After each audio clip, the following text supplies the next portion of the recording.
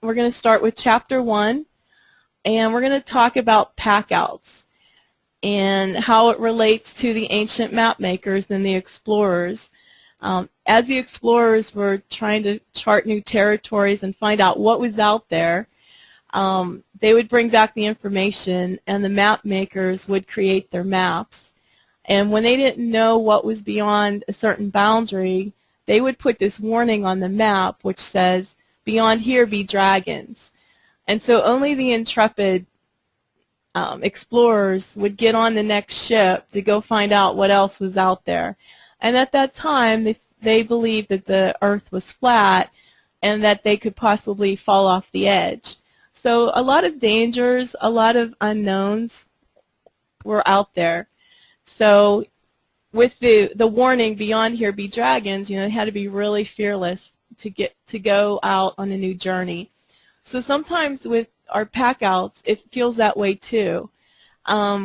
We never know who's behind that next door. It could be a dragon lady. We've all met those. And we want to be able to approach each job with the aspect that hopefully there isn't a dragon behind the door, and if there is, we're going to tame it. So we want to be in control of our destiny with our packouts. So we need to have some things in our arsenal. We need some tools. The dragon slayers, they had their swords. So our swords really is our documentation. In Chapter 2, you're going to receive 25 to 30 different forms and procedures on how to start your packouts. These are going to help you with the whole walkthrough process so that, number one, the insured and the insurance carrier, if the adjuster is there with you on that walkthrough, that they can see that you're prepared. You have documentation. You're going to be documenting the whole process. And that's going to put us in better control of the situation, and we'll have to face less dangers. So first of all, we want to be able to identify the potential dangers even before we get started. Now, some of the things that we're going to talk about right now are those pitfalls that other companies have experienced. And the pitfalls come in all sizes, shapes, and forms. And so the more prepared we are, the better.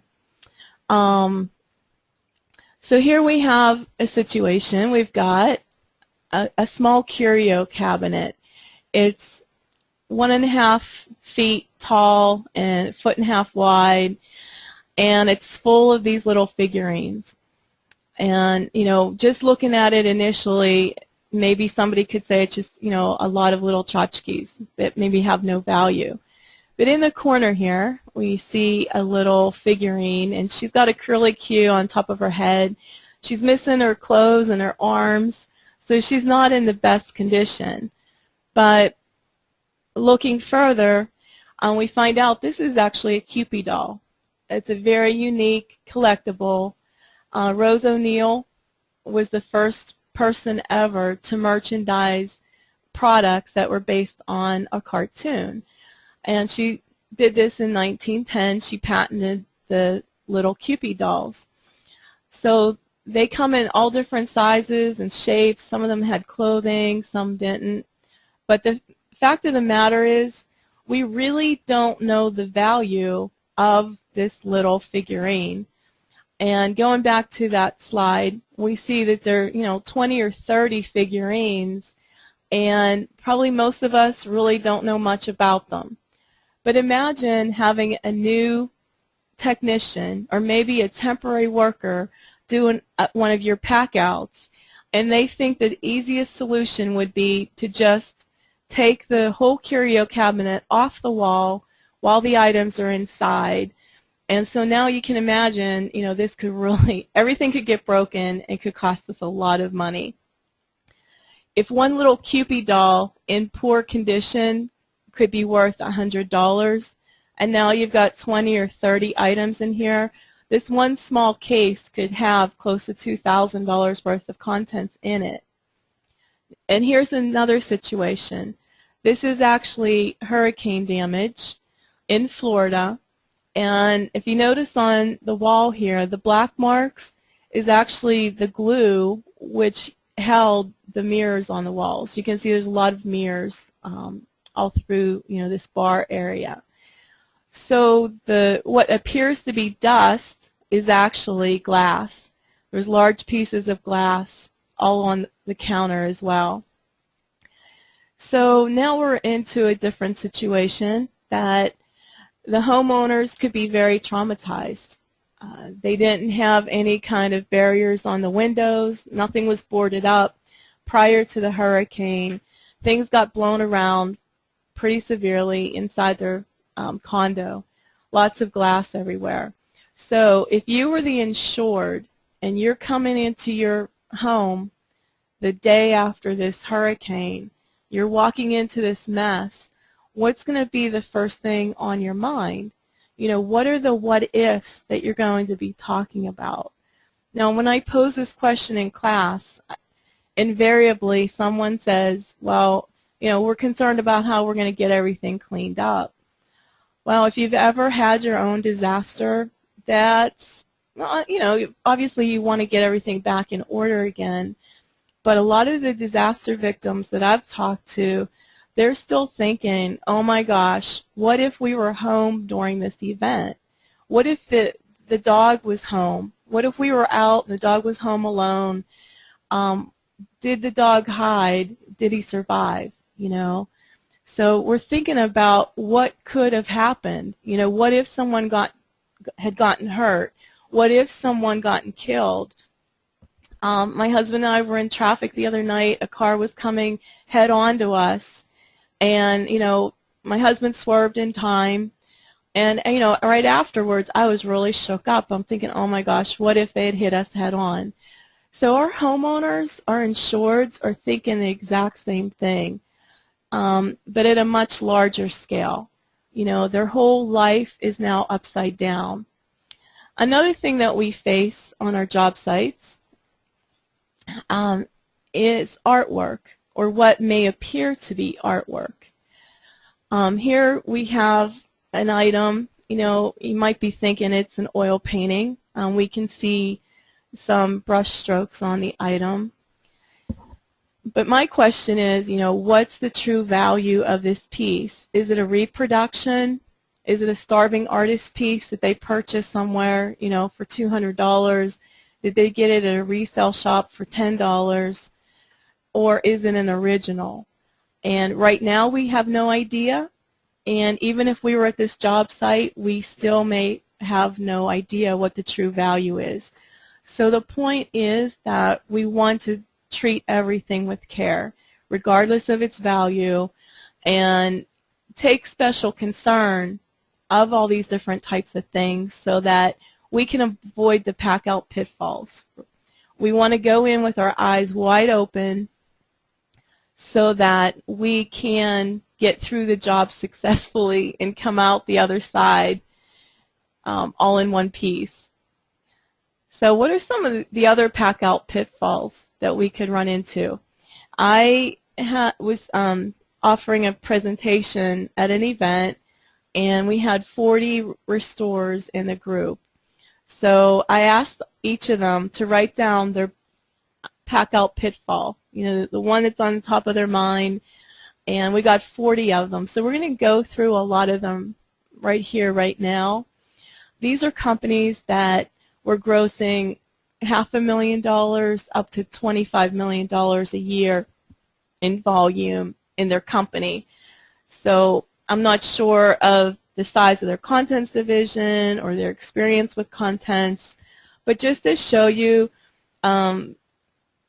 between small companies and large companies, regardless of the time in business, everybody had a pack-out pitfall. The first one we're going to discuss is an inefficient facility layout. Have you ever felt like you're just handling contents too many times throughout your shop? Inherently, we're going to be handling contents a lot. We're going to be packing them. We'll be inspecting them at the job site.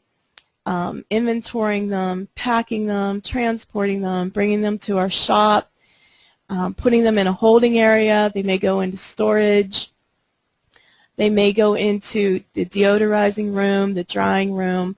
So there's so many times that we have to handle those contents, whether they're in a box or individual items like pieces of furniture. Well, we want to minimize and control how many times we actually handle those contents. So we don't want to increase our liability and our exposure by handling them too many times. So my rules of thumb are, number one, nothing hits the ground. Everything should be on wheels, mobilized, so that it's really easy to move contents. And the other thing is that we don't want to move things one at a time. So if we have boxes, we want to put them on carts, on rolling racks, so that we can move multiples all at once. With the rolling racks that I'm going to be showing you, you can move 12 to 16 boxes at a time. So it's really going to cut down on the handling within your shop. And then another pack-out pitfall is that we end up packing out everything to our shop, and that's the restorables and the items that we know are non-restorables. Maybe the adjuster is insisting that the entire house get emptied out for demolition. Well, we bring back all the total loss items, and maybe we end up not processing them, and the insurance agent doesn't want to pay us for handling those items as well. And then we have an internal factor where we're just not ready to handle the pack-outs. We get a new job in from an adjuster that we've been marketing to. He finally gives us a job, and it's beyond the scope of our current abilities, and we've all done it. You know, we take the job and we figure it out. And that can work for a while, but that should not be how we handle pack-outs on a regular basis. So you're all listening in today because you obviously want to improve what you're currently doing, and that you'll be ready for any type of pack-out that comes your way. Another pitfall, not having enough documentation of the pre-existing conditions of the contents that we handle. So maybe we've always been really careful to document the damage that we see, but I really want to encourage you to document all pre-existing conditions, good, bad, or ugly. Just document what you see. It's so simple to do that with the cameras and the videos. We can get unlimited information. We also want to track the information of items like electronics, appliances, medical equipment, any kind of specialty equipment that has a make, model, and serial number. A question came up last week, do we really need the serial number? We're not doing an investigation. The answer is still yes. It's not quite enough to just get the make and model number. We also want to get that serial number, and it could be as simple as snapping a photograph of it. Have you ever had items packed at the house, and you're going to bring the truck over on the second or third day of your pack out so that you can fill your truck up and be done with it? Well, the boxes that you've packed are left on site, and now the homeowner's gone through those boxes. You've done your inventory, you sealed the boxes. Now the homeowner's kid wants his game. Maybe, you know, other tradespeople are in and out of the property. Maybe we don't have full control. We're not the only one with a key. We need to really consider how can we minimize our exposure and our liability. I was hired to be a consultant in Florida, and it was a 300,000 square foot building. It was a shopping mall that was converted into the school district's offices. They had 300 desks, and we had to total loss all of the wooden furniture. So all the desks had to be emptied. We packed the belongings into boxes and labeled them. They were palletized and shrink wrapped and placed in a large storage area inside the property. Well, we came in one morning and all the employees were given access to that room. They slashed open the pallets, they slashed open boxes, and just started rooting through everything. They left boxes open in the middle of the aisles. It was just a disaster zone. So the contractor I was working for had to go to the school district and have them sign off on a waiver of liability that we were not responsible for anything that would, turn up missing or any kind of accusations of damage to those items. Another pack-out pitfall is sending things out to a subcontractor, maybe an electronics processing company, a furniture refinisher, and we don't have signatures that they took those contents, and now it's hard for us to track and to get those contents returned to us. How about the homeowner that stops by your shop and says they need the blender out of storage, and they expect you just to stop everything and search for their contents? Well, if your contents are stored in vaults, imagine all the time it would take to retrieve those items. Are any of your adjusters pushing back on your pack-outs? Are they saying that you have too many pack-out hours? If you're doing handwritten inventories, can you actually read what's being written? If you have 5 different people writing inventory on a job site, usually one of them is going to have really horrible handwriting, or maybe another person just doesn't write enough detail to put together a really good scope and estimate. Not having enough information about the contents that we packed out, and now we can't justify the price to actually clean them. How about wooden furniture that's been scratched during the pack-out process? Lampshades are crushed because they've been stacked on the bottom and heavier items have been packed on top. I watched this one happen. A crew pulled the refrigerator away, and it turned out that the ice maker hose wasn't disconnected, so they caused additional water damage to this beautiful hardwood floor. So the good thing about all these things is that they're totally avoidable. Not being able to get the insurance company's approval for the pack out, and the longer it sits, that more and more damage can occur. So soot is very acidic, and it can cause yellowing, etching, and different things. So how do we convince the adjuster to allow us to move forward with the pack out and cleaning? Employees pack live ammunition and firearms. Do you have a specialist in your company who they're the only one who handles firearms? Another thing that I do is I require my homeowners to pull all their firearms themselves. If they need us to handle them, then we can get a specialist involved.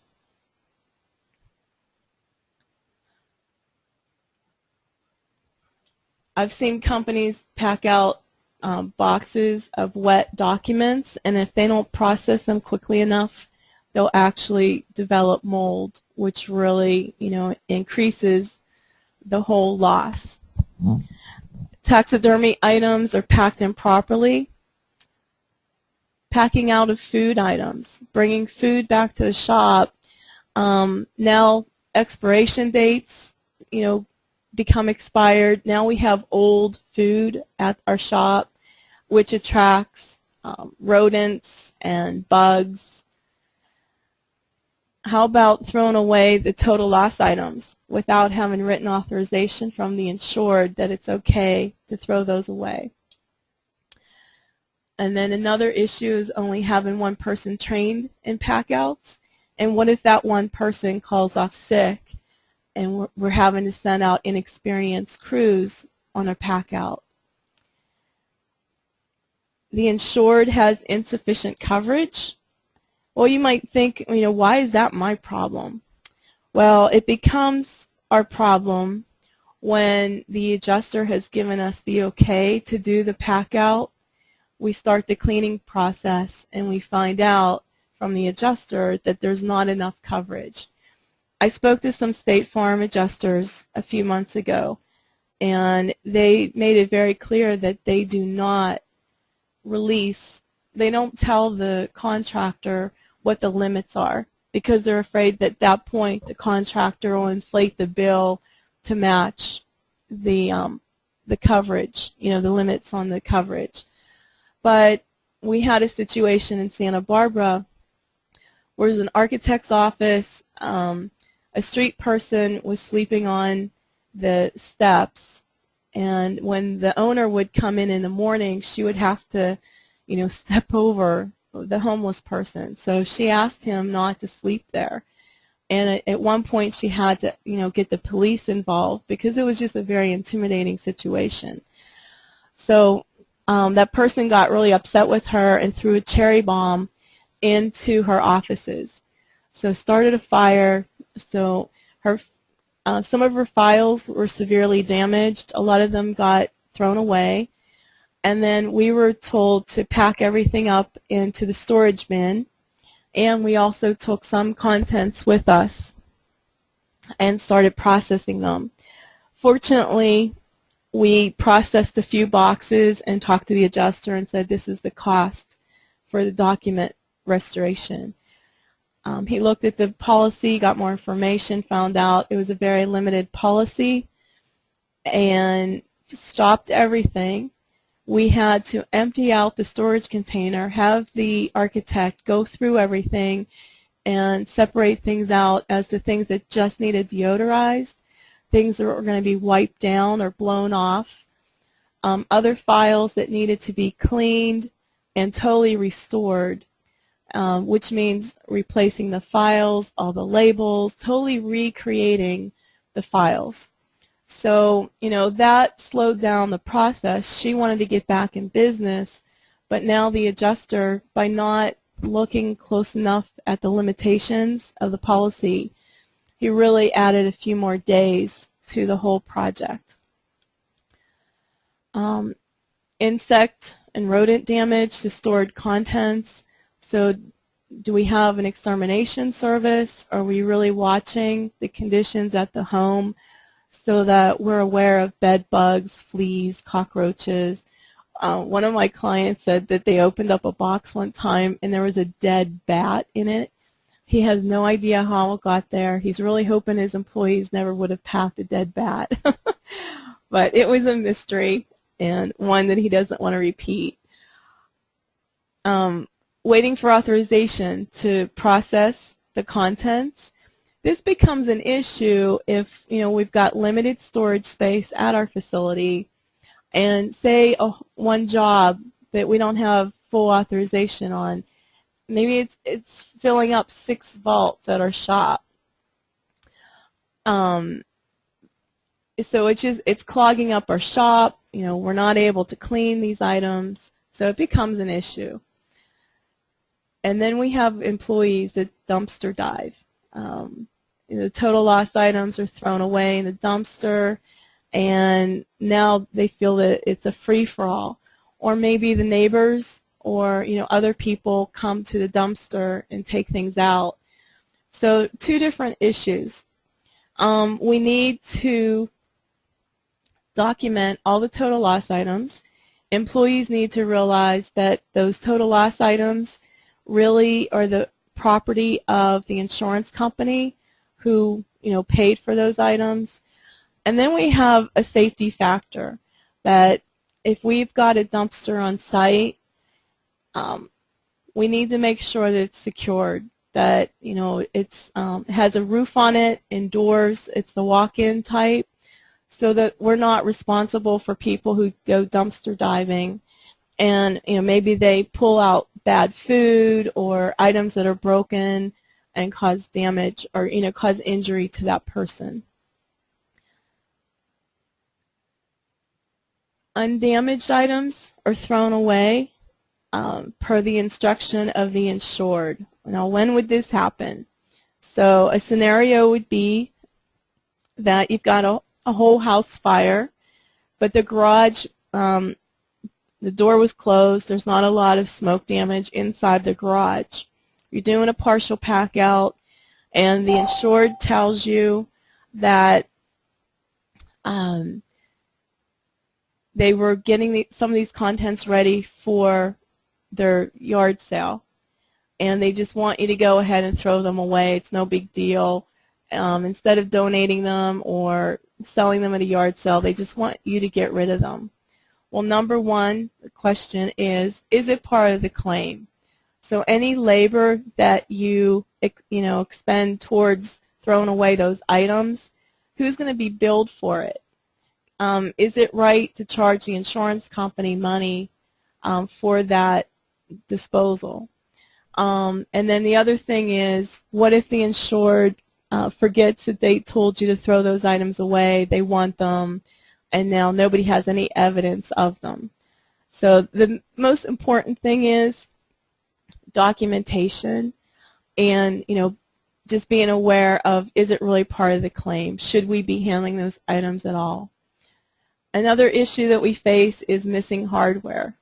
We're doing the pack back, we need to put the bed back together again, and we don't have the parts. So we've talked about a lot of things that have gone wrong in other companies. They're totally avoidable, and you probably, each of your companies probably has a lot more to share. All of us do. Anytime that we do pack outs, we're going to run into challenges. So the way that we address those is by implementing procedures within our company. We want control, consistency, and care on all of our jobs. We want to improve our inventory methods, our tracking, the way that we pack, handle, and store contents. We want to improve our productivity and our procedures. And then ultimately, we want to offer a really consistent end product that all of our adjusters, they're confident that when they call our company, that we're going to be providing the same level of care for each and every one of their jobs. And then we want to be able to have a reasonable turnaround time so that the adjusters, the insurance companies, can close out that job. A lot of times we're not the ones setting the pace on the completion of the job. It may be a 3-month reconstruction project. We might have those contents cleaned within a week or two. And so that's the goal, is we want to be able to clean the contents, mitigate the damage and potential further problems, yellowing, staining, and things like that. So we want to turn that job around very quickly. One of my main mantras is to slow it down, to speed it up. And to me, this is the core of what we do to get control of the job. We want to be able to realize, where these pitfalls are, and take the time during the walkthrough to document, ask questions, set the job up, set up our tradespeople, make the phone calls to get the dry cleaners in. Does an industrial hygienist need to be involved? Is there asbestos? Do we have control of the full job site, or is there still cause and origin investigation going on? So we need a day or two really to plan out our job. In the past, I've watched companies, they'll just send in, 10 big guys who are just told to go in and pack it out. Get in there and get everything out. Well, in the process, they're upsetting the homeowner, they're causing damage to the contents, they're manhandling the contents, and the whole job can go south really, really quickly. We're dealing with traumatized people, and so we really need to handle them with kid glove care. Once we get their trust, then they're going to step aside, and that's when we can kick it in gear and do our job and do it quickly. And I'll be talking more about that throughout, the next 2 days. But our number one priority on our jobs is to protect everything in our care. Every step of the way, we don't want to cause further damage, and we don't want to lose any of those contents. We're in control of thousands of items per job. It can be, mind-boggling when you think about how many things we have to keep track of. But, we can do it if we've got the systems in place. It just becomes clockwork, and we can get it done. The goals of our division, obviously, we want to make money. I've got that at the bottom of the list, but we all know that's number one priority, to keep our companies in business. But we want to restore more items. We're not in the moving industry. We're not in the storage industry, and we're not in the cleaning industry. We are in the restoration industry. So that means that we have to look at the big picture. What is restorable and what's justifiable to restore. Just because we can clean something or restore it doesn't mean that it makes sense to do so from the financial side of things. So to give you an example, I walked in on a cleaning crew, and they were cleaning the Yellow Pages, the phone book that is free from the phone company. They were cleaning it page by page with the soot sponges. So, that's extreme. That's actually ridiculous, to do that, to spend labor hours on something that could be replaced for free. There's so many more examples with dry cleaning. Are we going to literally go into the attics and basements and pull out clothing that we know the homeowner hasn't worn for years, that they've outgrown, it's out of style? Can we justify sending those out to the dry cleaner? So we need to be very responsible about what we do restore. And it's based on communication with the insured and the adjuster. We also want to increase our productivity, whether that's on the job site. We want to create assembly line processing out in the field, at the job site, at our facility. We need to look at equipment. What will help us to increase our productivity, our systems, and then we also want to increase our volume. How many contents can we clean or move or process or pack at a time? So we don't want to address things, one by one, but as a group, and we'll talk a lot about that as well. All along the way, we're looking for ways to minimize our liabilities, and then obviously increase our profit margins. So contents processing can be done at so many different levels. There's so many different aspects. We can process contents on site. That includes our packing, our inventory. It could also include cleaning on site. And then during the pack out process, are we packing everything out of the house, or just very specific rooms? What are we going to outsource? Piano repair, pool table repair, furniture refinishers, art conservators, electronics processing companies. There's a lot of people that we can outsource to. And each job is going to be individual, very unique. Some jobs we may not outsource anything. We'll do everything in-house. So a wide variety of options. And then as we're talking about contents processing, it covers virtually anything that can be brought into a home or a business. It requires us, our team members, to learn so many different types of restoration procedures.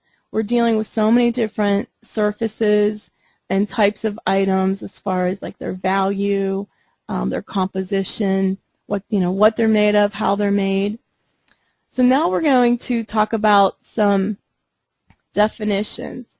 These are taken from the RIA guidelines for fire and smoke damage repair. This was published in '07. You're each going to receive one copy of this by mail, and the document is the only document of its kind that has any type of guidelines for contents restoration.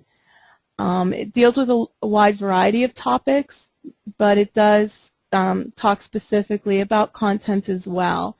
So the value of the publication is that we can learn the definitions and all speak the same language on our job sites, among our team members, with the adjusters, with the insured. As an industry, we want to be very consistent. So let's start out with the definition of a pack out and pack in. This refers to the packing and transportation of the personal belongings and then bringing them back to the property. On location refers to the work that we do on site as opposed to our facility.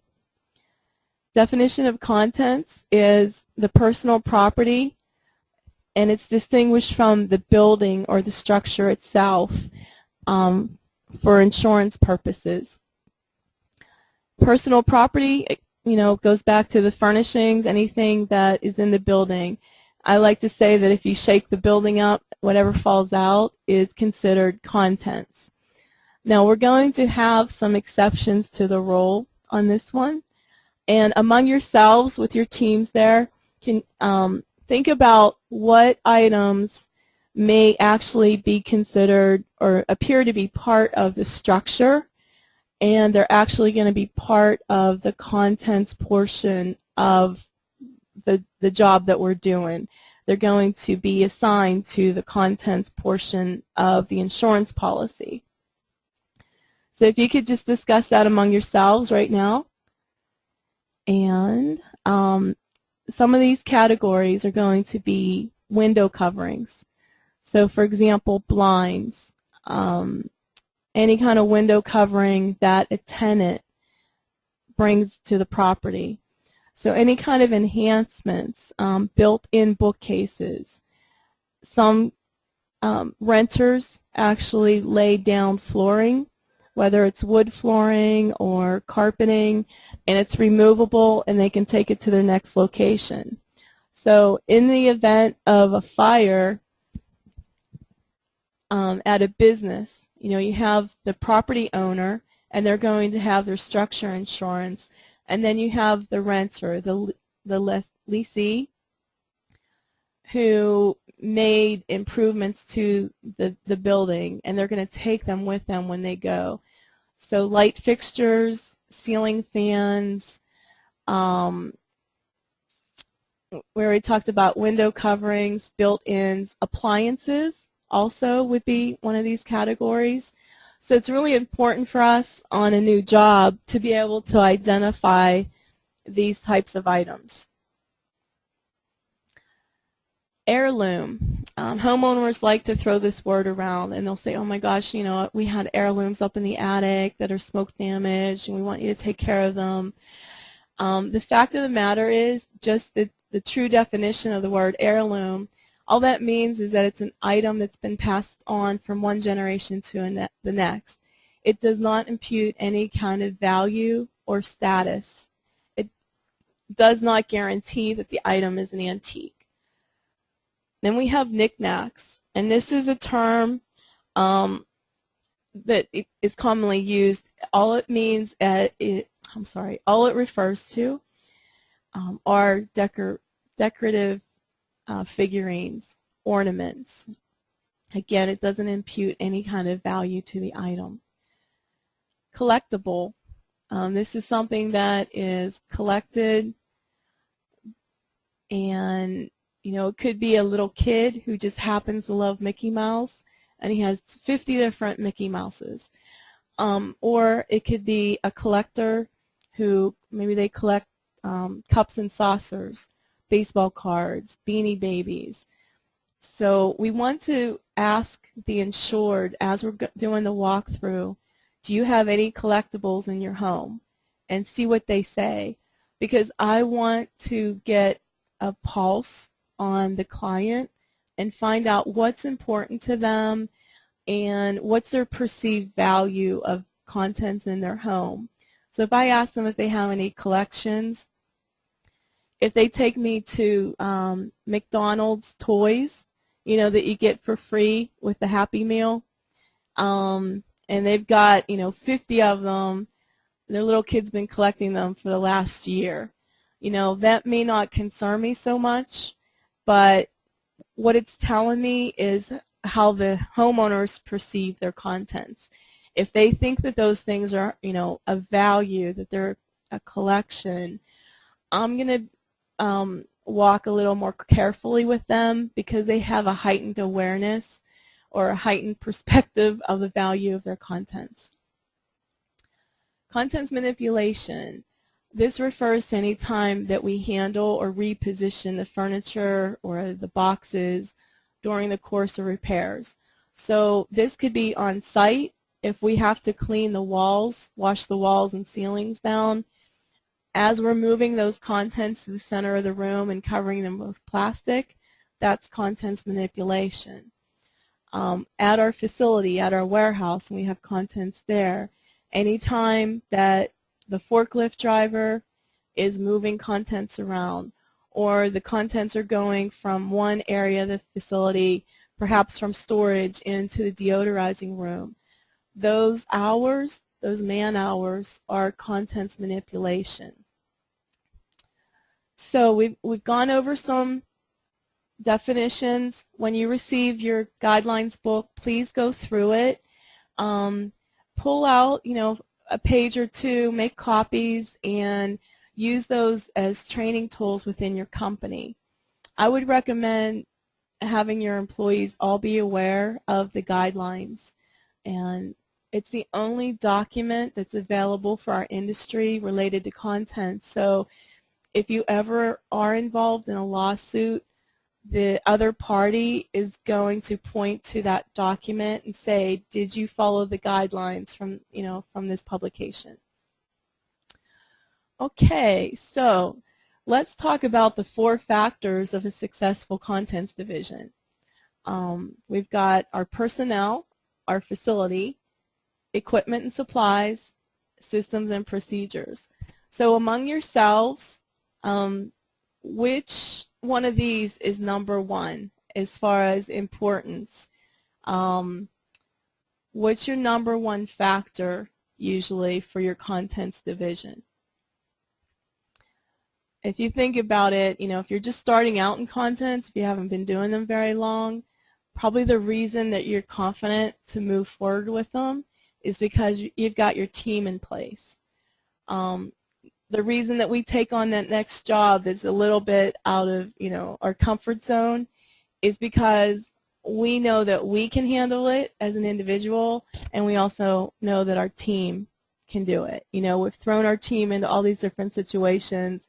We'll all figure it out and move on with it.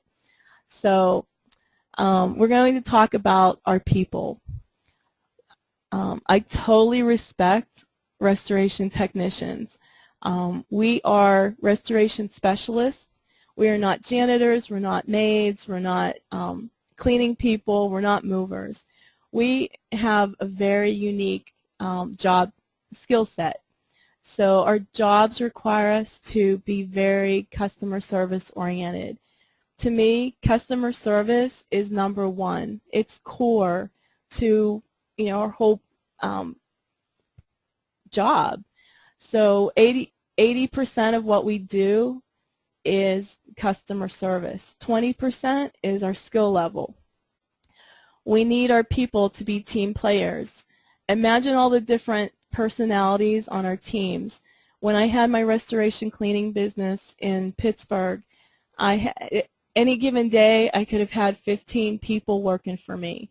So imagine throwing those people all together, and, you know, every now and then you'd hear, oh, I don't want to work with so-and-so. Well, we don't have time for that. People need to work together as a team and, just pull it together. With that being said, we need to understand our role in the team. What hat are we wearing today? As the contents divisions are growing, when they first start out, owners and managers may be the ones in the forefront, leading the team. They may be walking the job site, doing the estimate, selling the job, and they might be right out there in the field supervising as well. They're getting dirty and they're packing the boxes. Well, within my company, this became an issue, and I was, part of the problem, because I was the one that would market the job, do the walkthrough, sell it, and then I would pass the job off to my husband, Tim, or our other supervisor, Rich, and they were the production managers. Well, when I would come to a job site, I had already met the homeowner and, was part of the sales process with them. I was also with the contractor who hired us, and so if I would show up on a job site, those managers might come to me and say, "Hey, Barb, we need your team to move to the next level." And so Miss Priss, I would just say, "Okay, I'd go direct the crews." Well, that was a huge mistake on my part, because I stepped on the toes of the production managers, including my husband. So even within a small family business, we have to be super aware of what role are we playing at any given time. So those days when I would go to the job site to help out, I was a technician. So any questions that would come to me, it was my job to direct them to the supervisors, the production supervisors on that job. We need our people to be dependable, so that as we schedule these jobs, we might be on a very tight schedule. We might figure out, well, we've got 4 people, they'll be able to finish the pack out in 4 days, and that's going to be tight. Everybody's going to be hustling. Well, imagine if one person calls off sick for the week. Now the other team members are either working overtime, which is not fair to them, or we're having to hire a temp worker who has no experience, and now they're slowing down our team. So our people really need to be dependable and also need to follow procedures for each and every job. You managers, you know that when you're dealing with the insured, with the adjuster, with the insurance carrier, there's so many different variables. It's hard to put together a cookie cutter system that is just going to work on every single job. Well, there's some jobs that we may see that it needs a lot more detail cleaning, or some contents really do need a deeper type of restoration process, but maybe the money's just not there. And so maybe the last 20 jobs we've told our team, you have to clean every inch of everything. And we're doing inspections, and we're being really careful. Well, a job might come along with limited coverage, and we may decide that we're going to clean just the horizontals of all the furniture, just the tops. We're not going to open drawers and doors and go inside. Well, if you have a couple of team members saying, what the heck is Barb up to? Is she insane? She's been telling us the last 20 jobs to do it a certain way, and now she's telling us different. If you get that negativity happening on a job where they're questioning the supervisor's decisions, it can be really detrimental. So we need our technicians to understand that there are extenuating circumstances for the decisions that are being made. We also need our people to be flexible. They're going to different job sites each day. Their schedules change all the time. The team members they're working with change. Maybe the managers, swap out. The vehicles they drive in change all the time. So we really need to explain all this as we're interviewing people. We don't want to get the wrong people on the bus. We need people that are going to, be flexible and have a positive attitude about it. We know they're under a lot of stress. it's a very difficult job. So, and then on top of it all, we need our crew members to be detail-oriented. We need them to be able to clean every inch of everything and realize that any soot that's left behind is a contaminant, and it, could leave odor behind as well.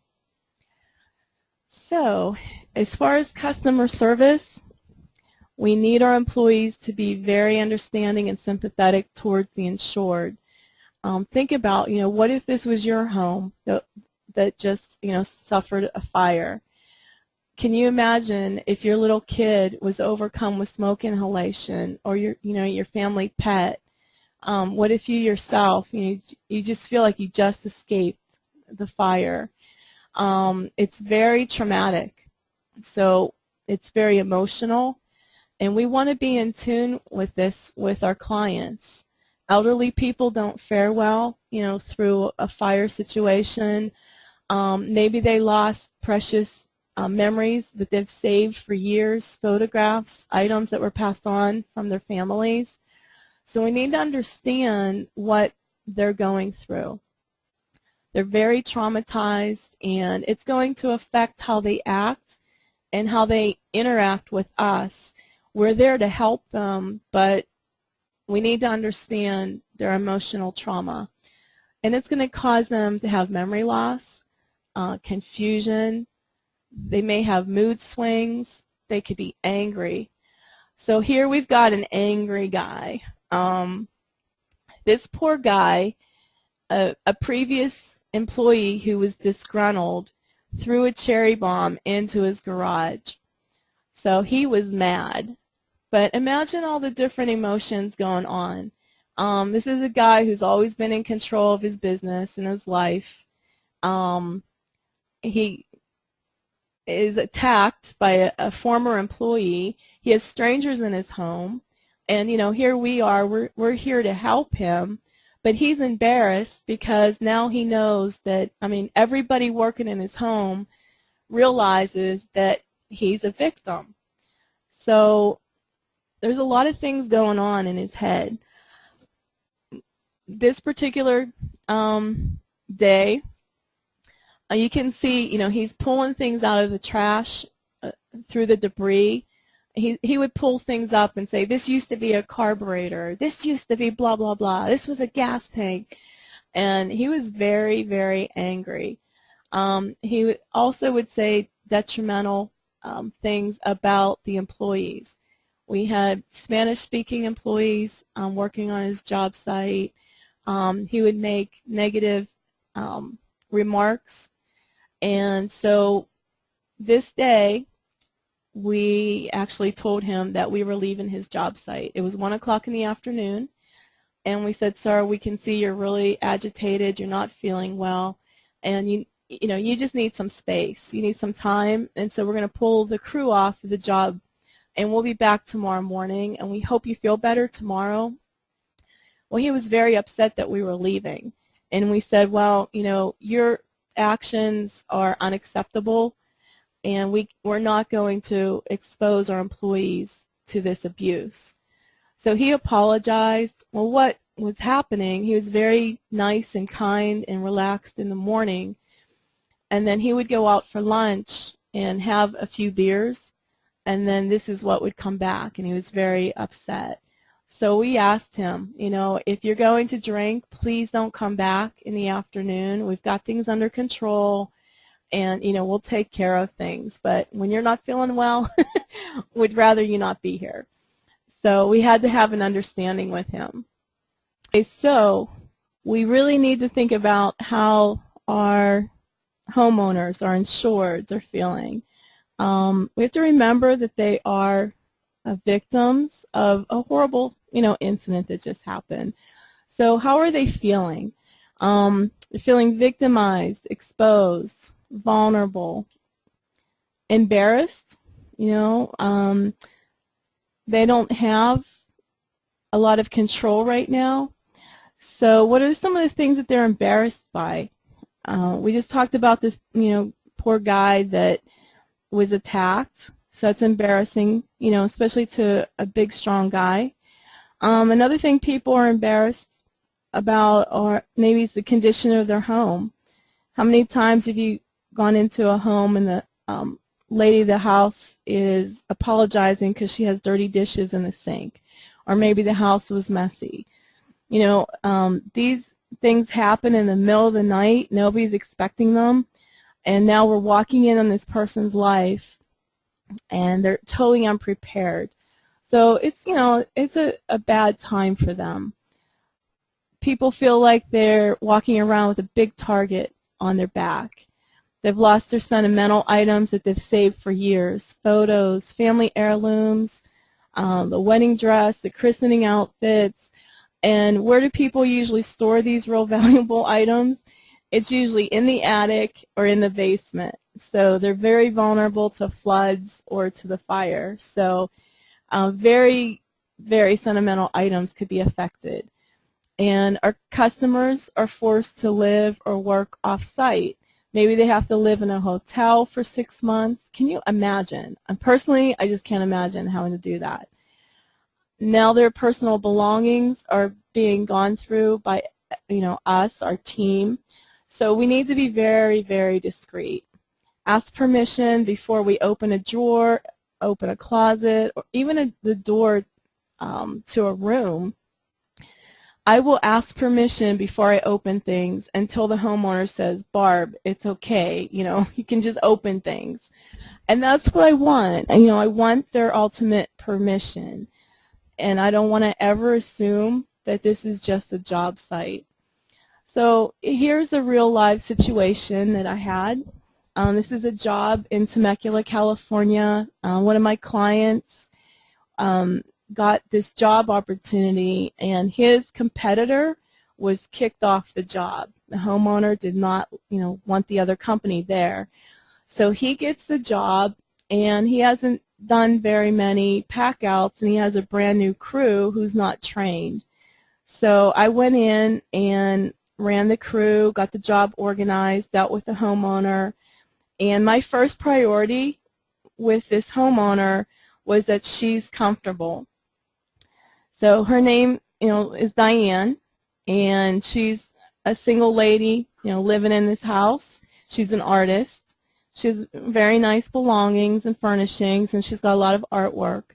So I got the crew started doing the packing, and I spent time with Diane. And I would just ask her, you know, is there anything, you know, special concern that we need to be careful with, and spent, you know, probably 2 hours with her. So by lunchtime, she says, "Barb, I know you have everything under control, so do you mind if I go out?" And I said, "No." And she's like, "Do you need me to come back today?" And I said, "No, actually, we're, you know, everything is fine." So she gave us the key, and she said, "I know you're going to come in at 8 o'clock tomorrow. I can't be here. I'm just going to give you the key to the house, and, you know, just come in when you need to. And I'll be in later in the morning tomorrow." So that's what we did.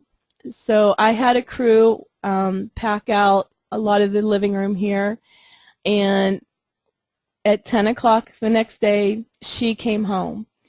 So she opens up the door, and I'm here, and I say, "Hi, good morning, how are you today?" And she looks at me with these dagger eyes, and she turns around, slams the door behind her, and she takes off. And I'm like, oh my gosh, what did I do wrong? The job is tanking. Now she's going to kick us off the job. I'm like making all these assumptions. And she came back a couple hours later, and she was very apologetic. She's like, "I am so sorry I did that."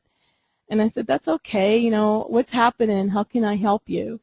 And she says, "When I opened up the door and you and your team were here and everything's moved around, it just really hit me what happened. And my whole life's a mess and blah, blah, blah." And so I said, "Okay, let's, you know, what can I do to help you, like, right now? Is there anything that you need for your temporary location?"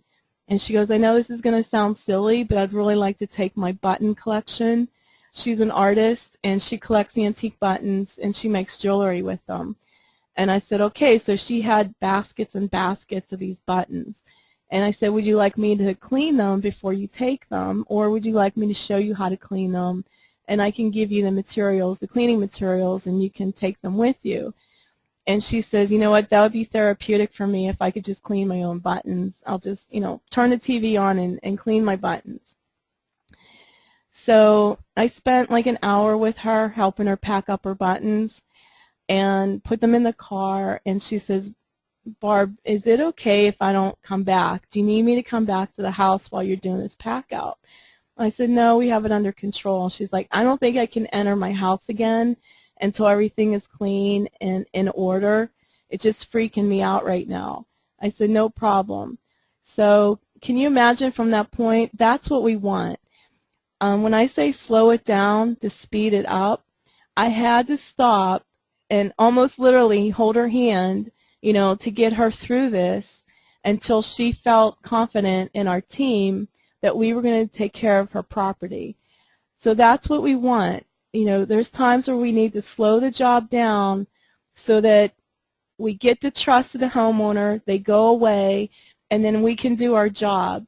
And it's in everybody's best interest to be able to do it that way, because if she would have been hanging around for 3 or 4 days while we're doing this pack out, can you imagine if somebody said oops, or they banged a glass, or something happened?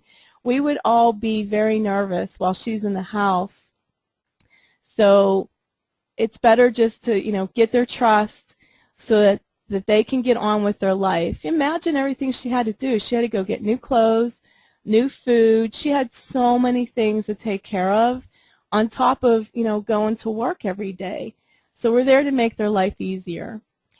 At this point, if we were all together, I would be asking you to put your wallets out on the table. So whoever you're with today, if you could put your wallets out, put it on the table in front of you.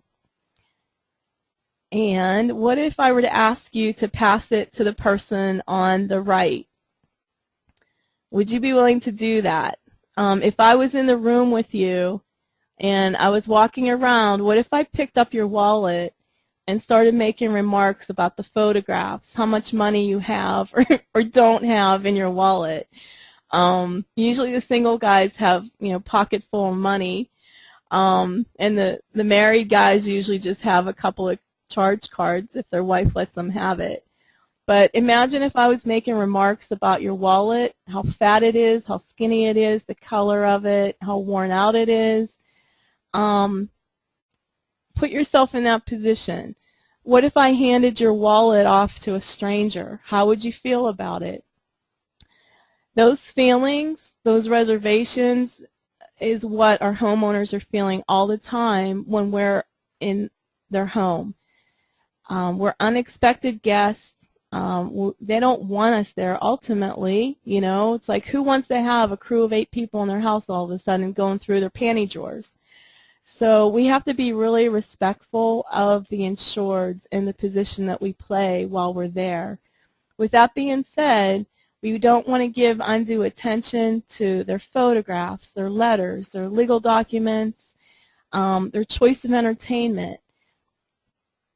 One of the guys from a contractor's company that I used to subcontract for, he was in the homeowner's house by himself, and he was in the reclining chair, had his feet up, he was all comfortable, and he had the TV on, and he had a video playing, and it was a video of the homeowners, and it was very personal videos of the insureds, okay, things that that never want anybody else to view. His supervisor walked in on him and caught him. Fortunately, it wasn't the homeowner that caught him. He worked for that company another 14 years. How would you like him working on your job sites? How would you like him working on your job if your house had a fire and he was going through your personal contents? Would you ever want somebody like that in your house? So we need to really think about the people that we're putting out on these job sites. Are they going to show respect to the insureds? We see a lot of personal information about our homeowners, and we have to be very discreet. be really respectful of their property, handle everything with care, not make snide remarks about their belongings, or even things that we could think of that would be very flattering. Say, oh my gosh, I love this dress, or I love this painting, or your photos of your kids, your kids are gorgeous, So if we make too many comments, it's going to put them on the alert and make them uncomfortable. All of their crucial items that they use every day are now covered with soot damage. They're contaminated. So imagine waking up this morning and you didn't have any of your toiletries. For the ladies, if we don't have our makeup, we're like horrified. So imagine not having the clothes that we wear every day. And some people say, well, the people are going to get thousands of dollars to go buy new clothes.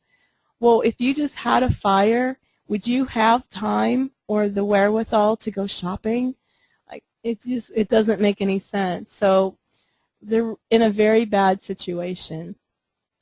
They don't have access to their contents. They're being shipped off to some warehouse somewhere. And now they have strangers in their home. So they're wondering, are we listening in on their conversations? So we need to be really conscientious. If the homeowners are there, we want to stay out of their way, give them their privacy. Don't just hang around. Don't let the technicians loiter. And so there's always something to do to look busy. We should never just be standing around talking or having a cigarette at the curb. We always want to be busy.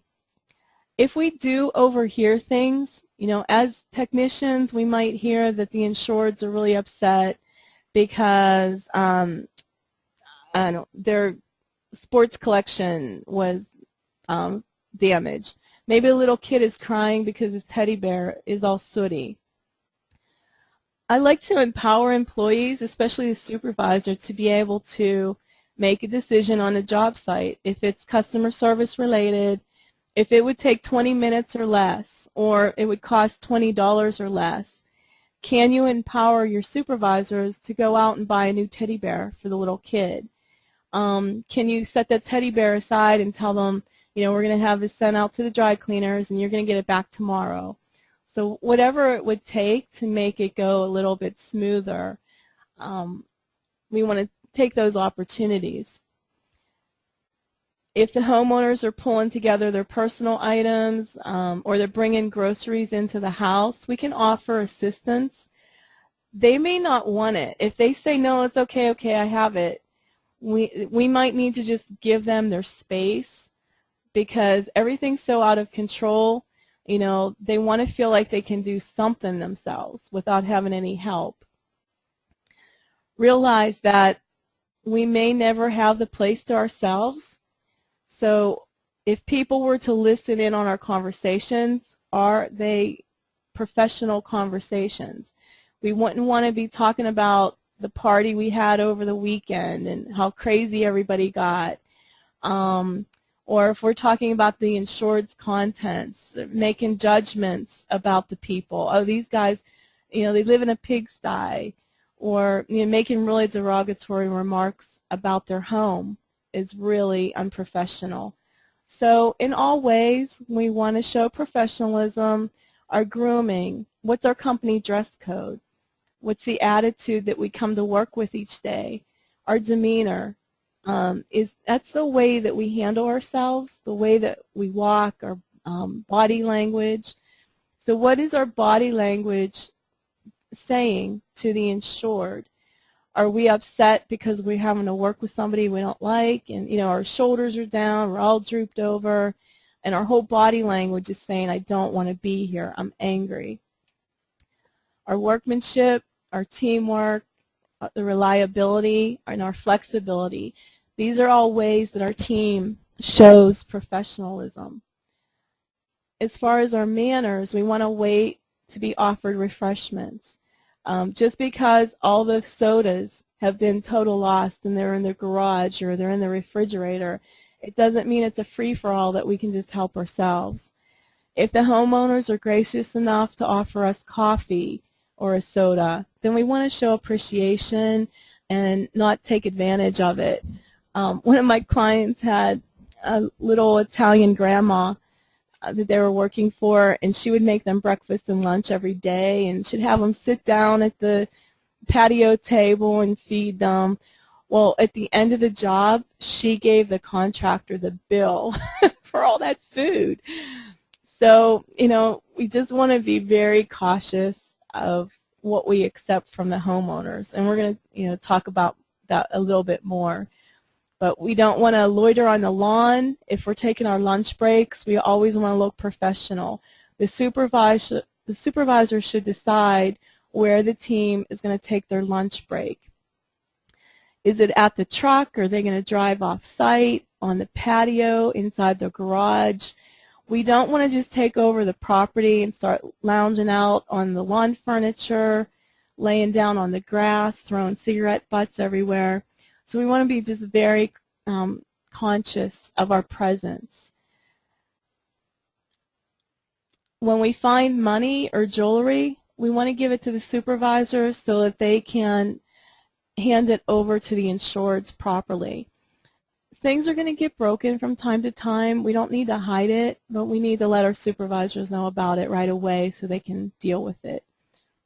We don't want to accept gifts from the client because now they feel that we owe them something special. So no tips, no gifts. We never would take total loss items because they do belong to the insurance company. They're not ours for the taking. So again, we want to think about our role in the team. So for your division, I would highly recommend having an organizational chart posted with the job descriptions for each position, realizing that we may be in different positions throughout the day, but we want to understand what our role is if we are the supervisor or if we're a technician. We want to cross-train our team so that we have a lot of different skill levels and flexibility. And as we want to progress within the company, we should be thinking about grooming our replacement. So think about it. If you wanted to get to the next level, maybe you want to be a supervisor, you want to be a manager, but you're highly valued in your current position, who are you going to train or groom to take your place so that you can move on and advance? When we're at the job site, we want to be careful about what we discuss with the client. Think about our role once again. If we're a technician that day and the homeowner asks us different things, we want to defer everything that's job related to the supervisor. We want everybody to be friendly and to say hi to the kids, pet the dog, smile. You're in their home, so you're in their castle. You should be very friendly and respectful towards the homeowners. Look them in the eye and smile, say hi, just a simple greeting. If you're asked as a technician, the homeowner comes up to you and says, are you coming back tomorrow? Do you think this is going to clean? Those are the kind of questions that need to go to the supervisor. Everyone needs to look busy, and we need to clean up after ourselves at the end of each day. So if we brought in lunch wrappers, our lunchbox, our clothing, whatever, we want to take everything out at the end of the day, not leave anything behind. So as restoration specialists, we're facing new things all the time. So my motto is adapt, create, and proceed. We need to adapt to the job that we're working on and the challenge, create a solution, and get on with it. So one of my clients says, he doesn't let his employees come to him with problems, but he expects them, if they've got a challenge, that they should be coming to him with a solution, that they're just coming to him to get the okay, that, this is what's happening, this is how I think we can handle it, and this is how I see, we can get on with it, and the supervisor can say yay or nay to it. We need to experiment with different techniques and products, equipment, and procedures. No two jobs are the same. If we start working on a job that has a lot of high-end antiques, we might have to learn some new procedures, find out if there's some products that are, non-aggressive that we can use on the items. So we're always learning and growing in our positions. It's just amazing everything that we deal with. So we just talked about personnel, so that's factor number 1 within our contents division. So the second factor that we're going to discuss now for the next 30 minutes is our facility. So we want a well-planned facility. I think a lot of us, we start out with a small space and we decide that we're going to add on contents processing. So we put in a sink and we just kind of start growing that contents division. Maybe we kick other divisions out of the space and we put in a piece of equipment. And as we grow, we put in another piece of equipment. And it's kind of like a hodgepodge, just what we are able to add on as we grow. Hopefully there's a point where you can actually plan your facility. And we want to plan for productivity and making sure that things are efficient, that we've got the capabilities on board that's going to help us expand the services that we offer. So this is, the premise that I'm going to be talking about is if we were to build a new facility or move into a new facility, these are the things that we're looking for. We want it to be climate controlled for the contents so that they don't split and crack with the changes of heat and humidity. But we also need it to be climate controlled for our crew members. We need them to be comfortable so that they're going to be productive. I've worked in really cold warehouses where my fingers are frozen. I can guarantee you I'm not the most productive I can be in that situation. If it's sweltering hot and it's humid and it's really uncomfortable, I'm not going to be productive in that situation either. So we really need to think about what kind of ceiling fans can we have, the exhaust. Is it possible to have an air-conditioned processing area, and then the storage area might just have fans only? Do we have an exterminator on a regular basis, maybe weekly or monthly? And what type of security do we have for our contents area? Ideally, I would recommend having a contents area that's only accessible to the contents crews. There's no reason why the water crew should be going through the contents area. We have a lot of things in storage. We have breakables. So we need really strict access to the area. And then do we have an area for high-value storage, artwork, large screen TVs? So it could be a vault, it could be a room. And then we need our facility to meet the requirements of our insurance carrier, the local building codes, OSHA. I don't know what they call that in the UK, but those safety codes. Fire codes. One of my clients in LA, the fire chief actually comes in and inspects everything and dictates where the sprinklers should be, how high his sofa racks can go, how they wrap their sofas, and how the vaults are positioned. So we don't want to just keep adding on to our building and ignoring the local codes. We want it to be a safe working space. We also need to think about the workflow. So as we're bringing contents off of the truck, where are they being routed to? How easy is it to get those contents to their desired location? The processing area. I recommend that the area where we process large furniture is close to the entrance, where things come off the truck, and that they're easy to get into storage. We don't want to have furniture having to be processed at a far corner of an area, and you're having to pass through the small processing area, the area like ultrasonics area or the hand washing stations. We want those pieces of furniture to have a very short path from drop-off, cleaning, and storage. And then as far as wrapping and packing boxes, wrapping the furniture, how easy is it to do that? Now here's a location. This was the very first place that I helped design. So I'm going to show you the good, bad, and ugly just so that you can get some comparisons.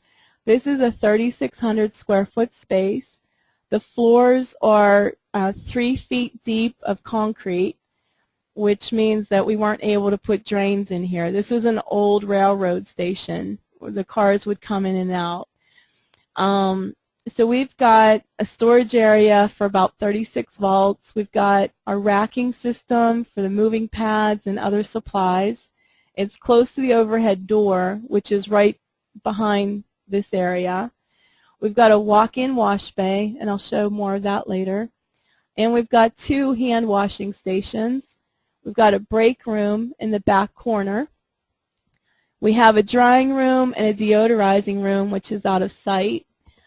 And then behind these cleaning stations, there's an electronics processing room. So very, very small in comparison, to some other buildings. But we've got a lot of capabilities inside this space. If you notice, we've got 2 cleaning stations. And we started out that we were going to have 2 teams working. The dirty contents, they would each team would open up a box of dirty contents that would come down the center. One box would get processed from the right to the left, and the other side would get processed from the left to the right. So we had contents going in 2 different directions, which proved to be a problem because most people are right-handed and we work left to right. So I recommend that all the cleaning stations and processing areas are set up from left to right. Okay, so now we bring our box down the center, and right off the bat, I'm going to say that this is a big no-no. An under-the-counter dishwasher that takes 45 minutes to process the load is way too long. So it's totally inefficient. I asked for a commercial dishwasher, and this is what we got. So it's not what I was talking about. Usually the dishwashers, the commercial ones, have maybe a 90-second cycle, or they're the pass-through style, which I'll show you in a little while. Okay, so the contents are dirty. They come over here. We only have 1 drain board on this sink. So I highly recommend having the second drain board where you can scrub contents off. You can pre-soak them and scrub them clean, and then they go through the rest of the cycle. We have a 3-bowl stainless steel sink. The first bowl, if we're starting on the left side, I would have that as a soaking station. And that's where we get the heavy debris off of the contents.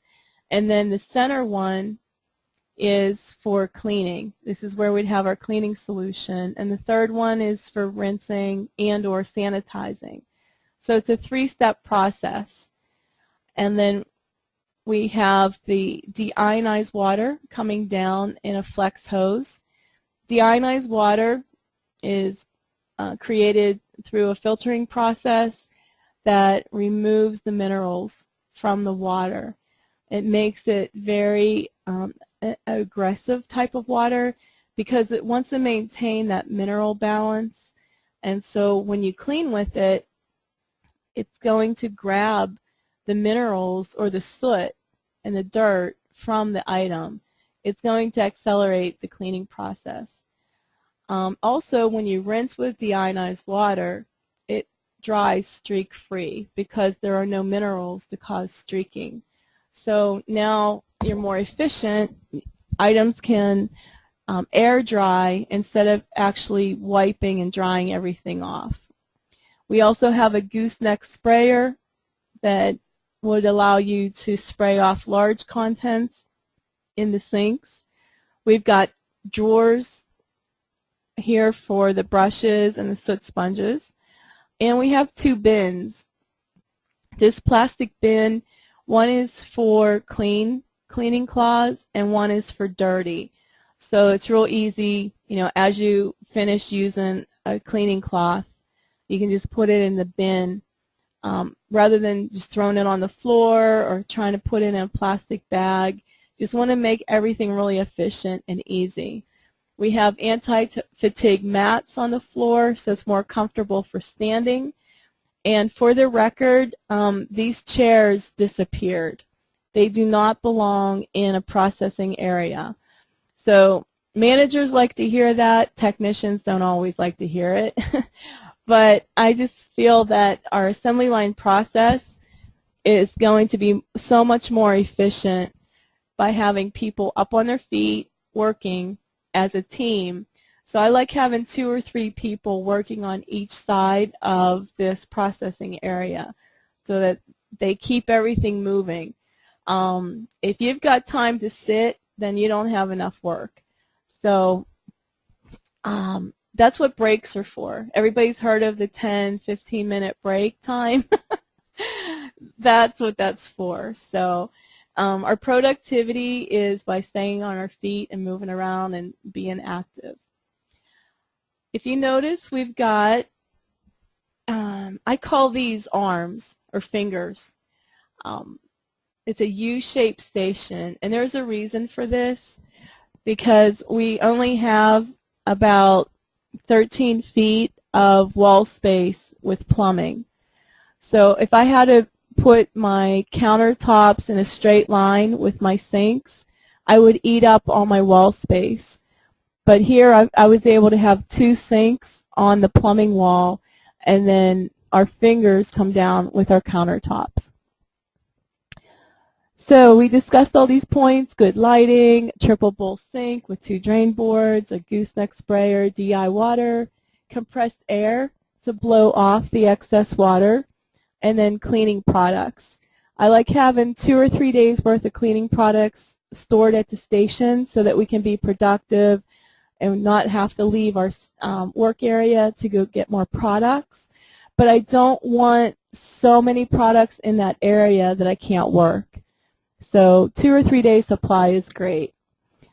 This is a client's new facility. They purchased an old building, and we helped them to design it.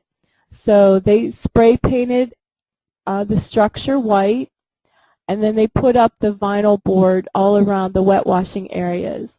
Now we have a half wall in between the 2 workstations, and we've got 2 drain boards on the sinks, and right now they're temporarily using some tables. Here's the other side, and now this is what they built in. They built in the cabinets and drawers. This is a drop-down station. So this is the left side. So this is where they're going to open their dirty boxes. And the box goes on the drop-down station, which makes it more comfortable to access the contents. So rather than having the box on the floor and you have to bend over to empty it, or if the box is on the countertop, it's too high, you have to reach over into that box. So having the drop-down station is very handy. They've got their drawers for their supplies. Now they've got extra supplies down below, and they've got their bins for their cleaning cloths. They have some totes that they can move around with their supplies as well. Their walk-off mats. This is their DI water. They have a hose down here, which I don't really care for the way they set this up. But for some reason, I can't remember the reason they had to do it that way. And then on the other side is the packing area. So these are the contents that have been processed already and need to be boxed again. They've got their paper supply handy. This looks kind of messy, but it's nice not having to have the paper up above all the time because we're not always using paper. Another idea that I would love to see implemented is like a scissor lift. It's like a tension thing that as your paper supply gets smaller and smaller, it just keeps raising up to the countertop, so you always have your paper at the high level. They have another drop-down station for loading up their boxes, and you notice that they've got a white box here. So they pack out in brown boxes, and they pack back in white logoed boxes. So just looking at the color of the box, you know if it's been cleaned or not. Here is their bubble wrap dispenser, and they also have their air compressor hose coming down. And both stations have access to this. They've got their second roll on the other side in the other station. These are rolling box carts, and they also have their packing peanuts dispenser here if they need to fill up their boxes. This is another location that has done a lot of mold decontamination. So they actually put the vault up to the opening, take the door off, and they can access it from within the mold decontamination room. So this is the inside of the room. They've got downdraft tables here, and they've got their air compressors, their HEPA vacuum hoses hanging. The only bad thing about this place is that this is their only sink. So there's no way they can have a U-shaped system going, and the door opens up against the sink. So they need to expand their facility. This is DKI, Utah, and they've got a nice, beautiful place. They've put a lot of money into it. The structure itself is gorgeous. They have nice stained floors. They're concrete. And then they've got their work area. So anytime that you're looking at a space or a property, we need to actually plan out what's going to take place, and do you have enough room for it. So here they've got the Asporta machine, they've got their dryers, but they don't have any space for their finishing gear, so the ironing boards and things. So it looks beautiful, but they're really cramped on space. So here we have the ultrasonic system. This is a storage room. It's a multi-purpose room. They can actually deodorize.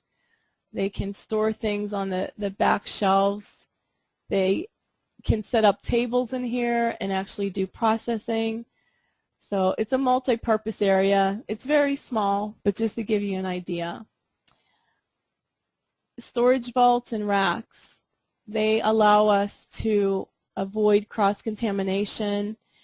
One of the questions I hear a lot is, can you place vaults of dirty contents next to vaults of clean contents? My answer is yes, if you do it the right way. What I recommend is that everything is wrapped and packed on the job site.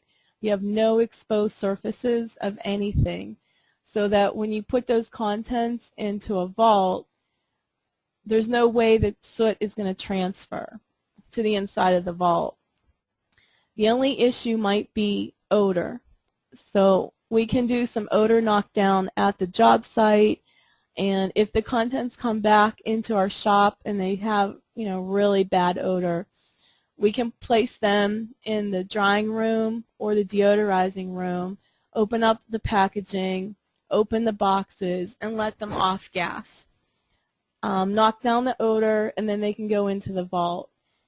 I recommend lining the floor of the vault with used boxes. So you're going to have lots of used boxes coming back from your job. So if you flatten them, line the bottom of the vault, it's going to keep the floor clean. And there's really no way that there could be any cross-contamination from one vault to the next just by storing them side by side if everything is protected inside the vault.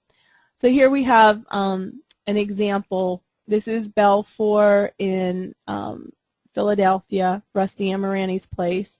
He was gracious enough to open his place up for an open house, and he was, showing how he stores his content. So the vault is 5 feet wide, 7 feet deep, and 7 feet high, and then it's on a pallet.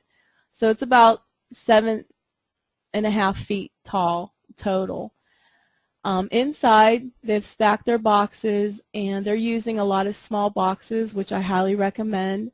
They've got their logo on them, and they look nice. This was packed for demonstration purposes. Lots of empty boxes. They're starting to tilt.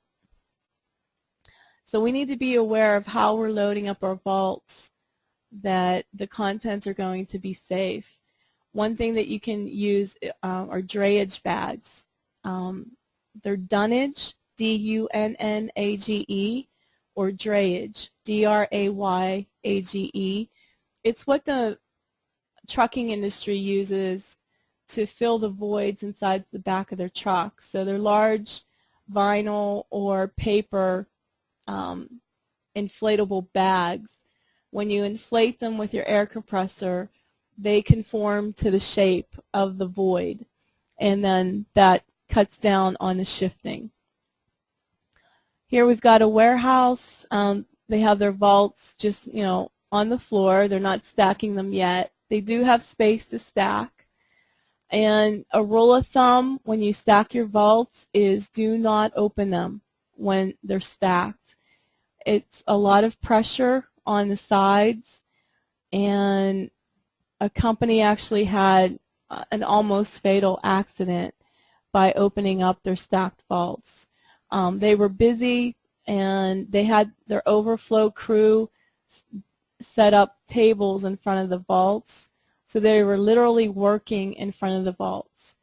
They had 2 vaults stacked. They opened both of them, and they started to give way, and they crashed. Well, contents came flying out of the vaults, and there was a 19-year-old kid who's a technician.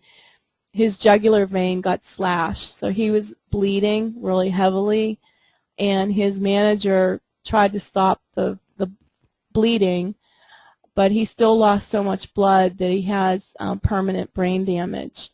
So he's able to work and things. He's not, the same as he used to be. But that one accident really was detrimental to the whole company because, they violated workman's comp laws. So here we have, this is Paul Davis of San Jose, and they opened up a brand new facility.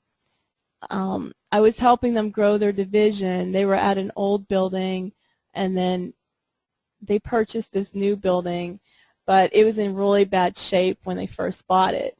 So when he showed me it, he's giving me a tour of this building, and he's like, what do you think? What do you think? And I'm like, oh my gosh, it's going to be great, but you're going to outgrow it really quickly. And he just looked at me, like deer in the headlights kind of look.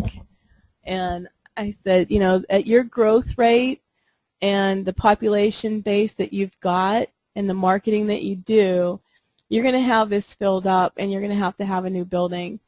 And so it's not what he wanted to hear, but within 2 years, he outgrew this space, and now he has a 20,000 square foot building that he uses just for storage. But I like to show off his photos because his floor always looks this way. It's always clean. Everything is always neat. He invites adjusters and homeowners over to his shop anytime. They can drop in on him, and he uses it as a marketing tool. So here are the rolling racks I was telling you about. You can fit 12 to 16 boxes on each one and move these throughout your facility. So we don't want to be carrying 1 or 2 boxes at a time throughout the shop. Everything needs to be mobilized on wheels. You can fill your deodorizing room with the rolling racks full of boxes, and then this is open racking. So these guys started out and they had 1 row of racking around the perimeter of their building. Well, then they needed more racking, and they didn't have any more walls to set them against, so they put them too deep. So this is ingenious, because now you can actually have, double the space without needing all that wall area. One of my clients actually builds 8-foot custom pallets. They put their sofas on the pallets, and then the sofas go in long ways. Instead of going lengthwise like we see here, they actually put 2 sofas on each platform long ways. So it's just easier for them to maneuver, because like right now there's a sofa in front of a set of mattresses. So they're going to have to move the sofa out to get to those mattresses. This is a rug storage unit that you can purchase through Jack's Box Company, and it's jaxbox.com. And each of these compartments holds a rug. So now when the rugs are rolled up and slid into each compartment, they stay nice and neat without being crushed. We would want our high-value storage area for really high-end contents. And we don't want to have equipment racking anywhere near our contents. These 2 teams or crews need to be totally separate. So the racking system is great. It just shouldn't be anywhere near like wood furniture, and that crew is going to be in a hurry in the mornings trying to get their equipment onto the trucks, and that's when the accidents can happen if furniture is in the way. This is a processing area, and we don't want the messy look. We know it's a working area, but we want to strive to keep everything looking as neat as possible. And if you notice on the doors here, we used to call these ozone rooms. What I want you to rethink is calling them deodorization chambers or deodorization rooms, because we're not stuck on using just ozone. Ozone accelerates the aging process in contents, and we want to minimize how much we use it. So we can use our drying room to help us off-gas the odors from the contents. If you think about it, during the fire, it's hot, and the pores of the furniture or contents open up, and the soot and the water get trapped in those open pores. As the item cools off, it's trapped, and that's what creates a stain. So if we reverse the process, then we can open up those pores, release the odors, and while those pores are opened up, we can introduce a deodorizer by way of vapor, and then as it cools down, the vaporized deodorizer gets trapped inside the pores and helps to continue to deodorize the items. As we choose a forklift, we need it to have a side shifter. Electric is preferred so that we don't have the fumes inside the warehouse. And then the white non-marking tires is great, because you can see here lots of skid marks on the concrete, which can be avoided with white tires. The rolling stairs could be helpful for the racking systems. We would never use these to access the contents of a vault, because we never open up a vault when it's stacked. Okay, our mattress rack. This was built with PVC pipe. Really simple, keeps the mattresses up off the floor and upright so that they're not getting crushed or misshaped. And these are some of the specialty processing areas that we may want to have in our facility. One of them is the electronics processing area. So we've got the spray cabinet that we can clean electronics on, and then the drying chamber where they need to be dried for about 8 hours. So here's a typical setup in a new building. This is a walk-in wash bay. So this one has 3 waterproof walls, a drain, a curb. He's using deionized water with a foam gun. We wouldn't normally clean these types of chairs, But with the foam gun, it literally takes a minute to clean them. It's no big deal. Our walk-in wash bay allows us to clean large, oversized items. This is one, it just has 2 waterproof walls and the hanging curtain, which works out great because when we designed this, we designed it in such a way that when the curtain is pushed all the way to the wall, now you have this huge open area where hard furniture can be processed. So one day it could be a wet processing area and another day dry processing. We have a sink with hot and cold water supply so that as we're cleaning the smaller pieces of furniture that we've got access to the sink. Here's another walk-in wash bay. This one has 3 walls, the heavy curtain on the front. They're deionized tanks. They rented them from Culligan, and they have their equipment set up on the wall as well for pressurized washing and the air compressor hoses for blowing off the excess water.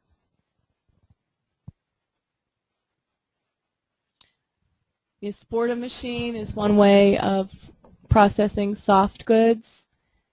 And we've got a commercial dishwasher with a pass-through. It's a very fast cycle. And then the ultrasonic system is so automated now. Contents from boxes are loaded into the baskets. They go through a pre-rinse and through the ultrasonic system, and then they get rinsed with deionized water. And the next step would be going through a drying chamber. We've got commercial laundry services that we can provide, like Fluff and Fold, and if rug drying racks, if you're doing rug cleaning. Then we want to make sure that we have first aid emergency type stations. So we've got a first aid kit, emergency eye wash, a break room for the employees. I like it to be separate from the office personnel, just because, you know, we're wearing work boots and, you know, we're coming in dirty off of jobs.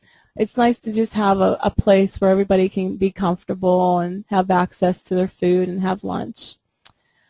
This company has a nice flatbed truck that they can take their vaults out to the job site.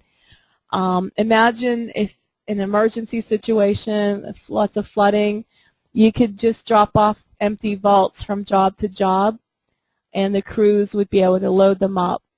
So we talked about our personnel and our facility. So the third segment is our packing supplies, and technically it's equipment and packing supplies. We talked a lot about different types of equipment through the facility portion. So now we'll talk specifically about packing supplies. So as we're doing our pack outs, different functions that we may need to perform would be some pre-cleaning. We would need supplies for PPE gear. We'll need specific things at our pack-out station. We may have our equipment for our air movers, for our air scrubbers, and then our inventory supplies. So those are our categories. As far as pack-out supplies or pack-out stations, we need a table to work off of, and I'm sure many of us have used the banquet-style tables. The problem is they're really big and bulky. They don't fit in the rooms when we're packing out, and they're really low. They kill my back. I don't have a bad back, but they're really uncomfortable for me. So I recommend using the extension table. They're 2 feet wide by 4 feet and 37 inches high. So they're going to come up to our waist, basically. And here in the States, we can purchase these at samsclub.com. They sell them 4-packs for $2.39. And this is me using one of them at a job site. So you can see it comes up to my waist almost, and it's just so much more comfortable. At our pack-out station, we also would want to be ready with our power supply, the extension cord, surge protector, and a work light. We don't want to rely on our camera's flash. It's just not strong enough. It's going to cause whiteout in our photographs. So I highly recommend having your own light source. And then how do we get all those supplies to the job site? The pack-out kit containers are really great. These are made by Stanley. They're on wheels. They have a handle. Otherwise, you can use the plastic crates with the flip-top lid. And some of those supplies that we're going to need at the packing station would be our tape gun, a tabletop tape dispenser, which I'll be showing you, inventory sheets, acid-free packing paper, and markers. We need our labels, 12-inch roller, resealable bags, and then our basic box supplies are going to be the boxes, our packing paper, and our tape. And just for clarification, within Xactimate, when we charge for the cost of the box, it might be like $2.25, depending where you are in the country. That's an average price. Once we charge that cost out, it actually includes unlimited supply of packing paper and tape.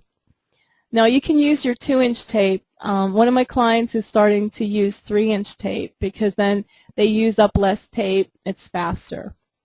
So again, it's all about cutting costs and increasing your productivity. But if you think, well, I'm just going to use packing paper on all of the pack out, then you're giving it away. So anytime that you're using bubble wrap or any other specialty packing materials, you need to charge extra for those.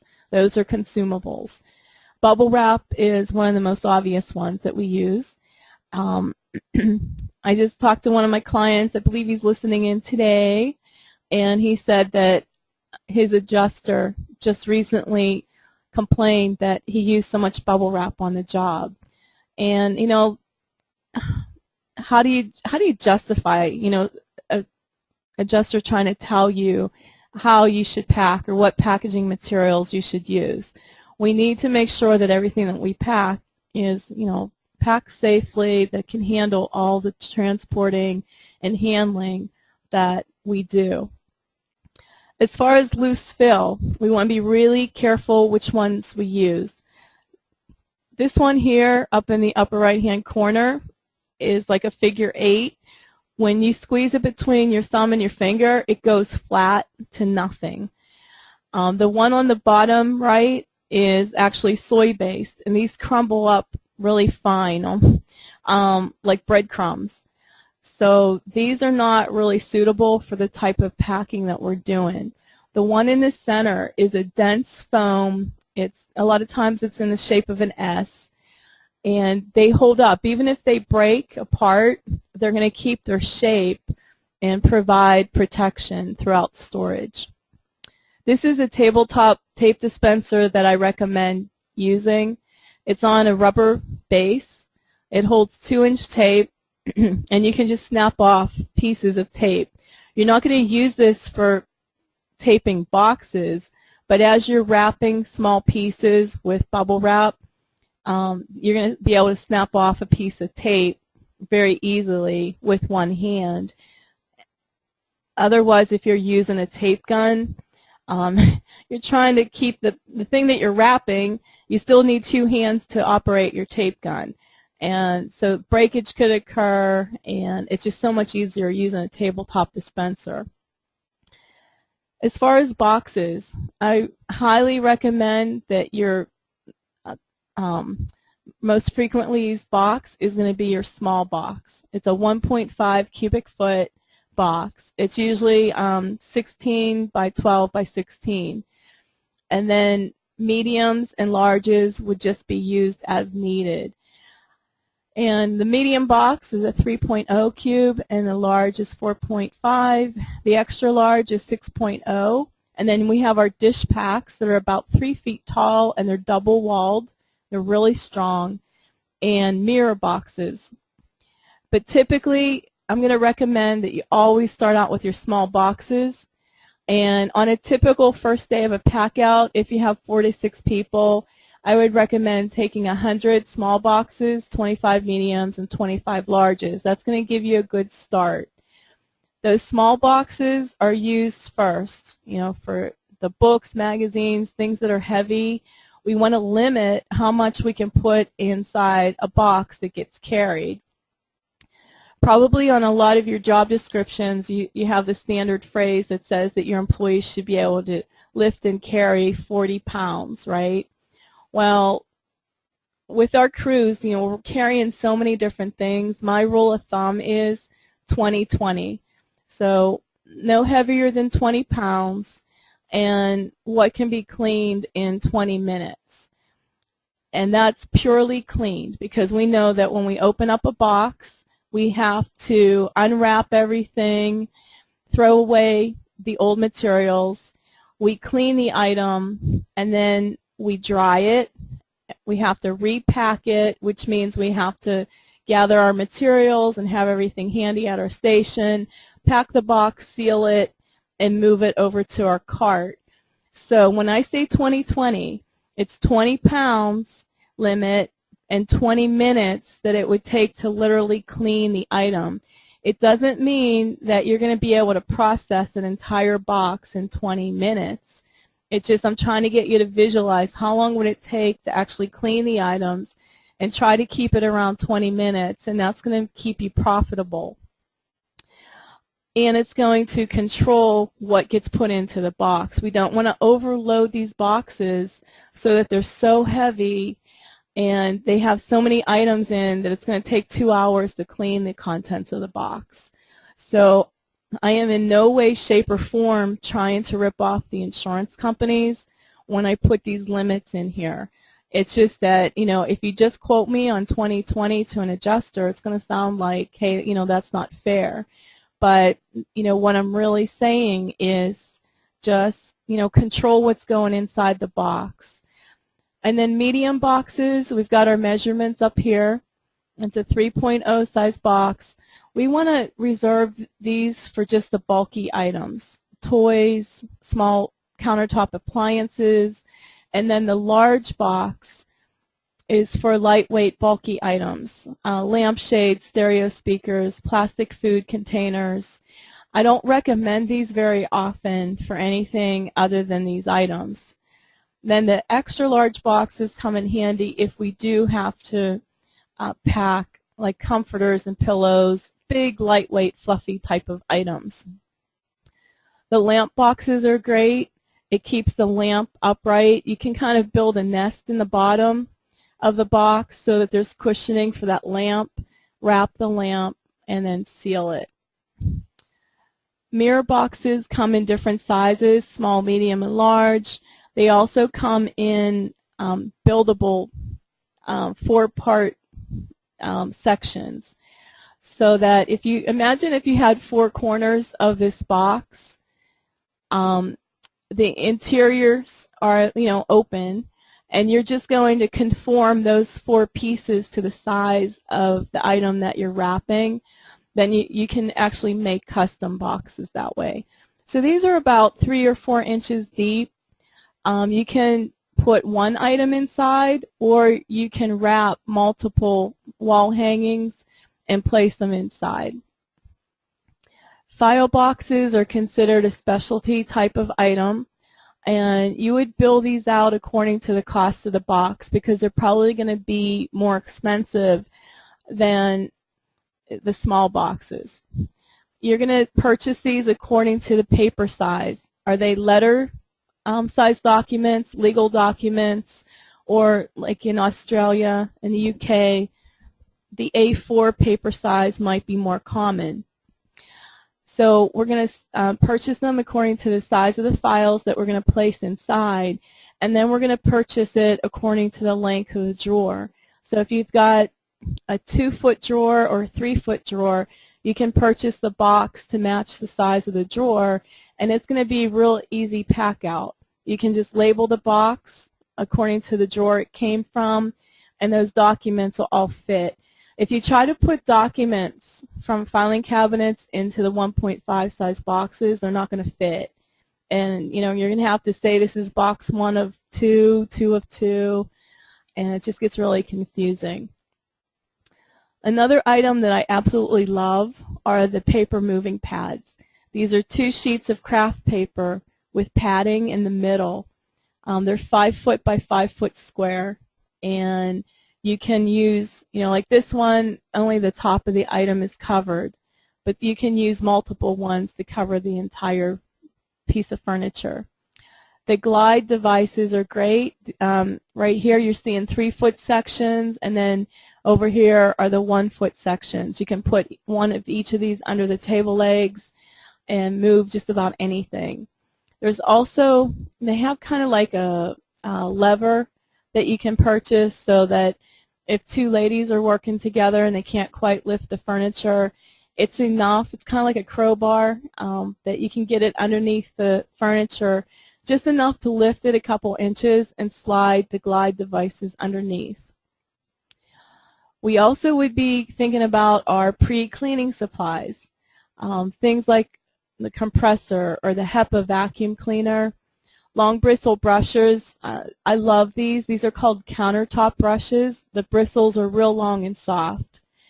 The lamb's wool dusters are great. I roll the handle between my hands, and it fluffs up the edges of the wool, and it makes them really nice and airy to dust off with, because a lot of the soot that we're going to be cleaning is going to be real greasy, and we don't want to spread that greasy soot over the surface of the furniture. So when I'm using the lamb's wool duster, I'm just kind of kicking it with my wrist and just knocking off the debris from the top edge.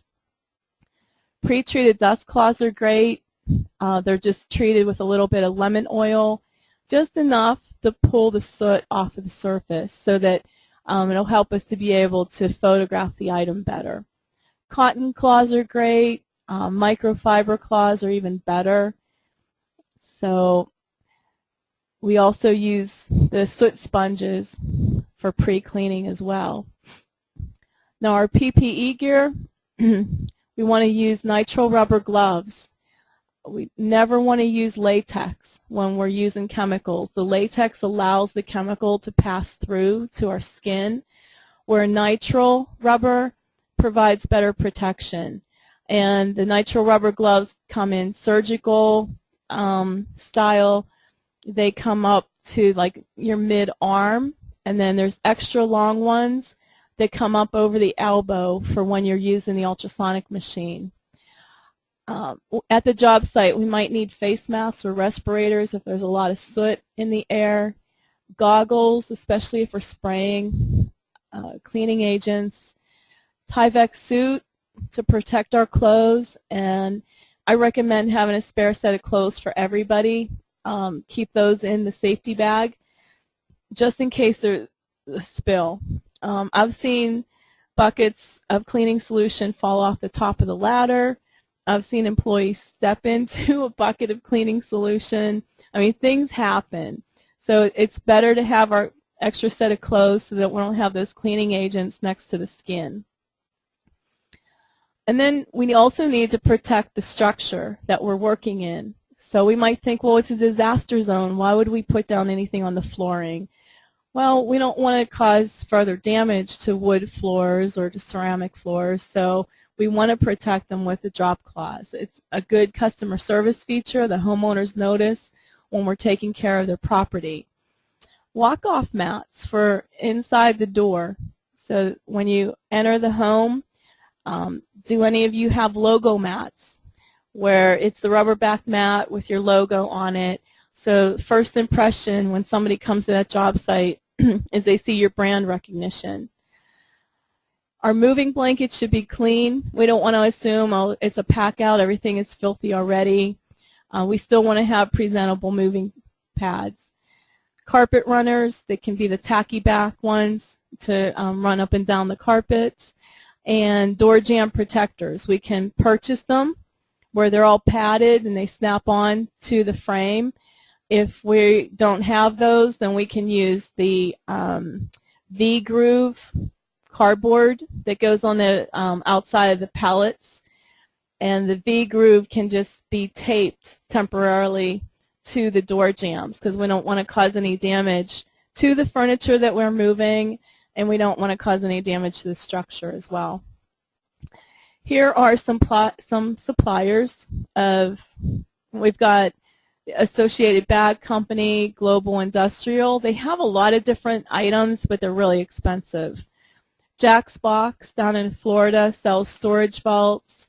Uline is a nationwide company that ships boxes to you.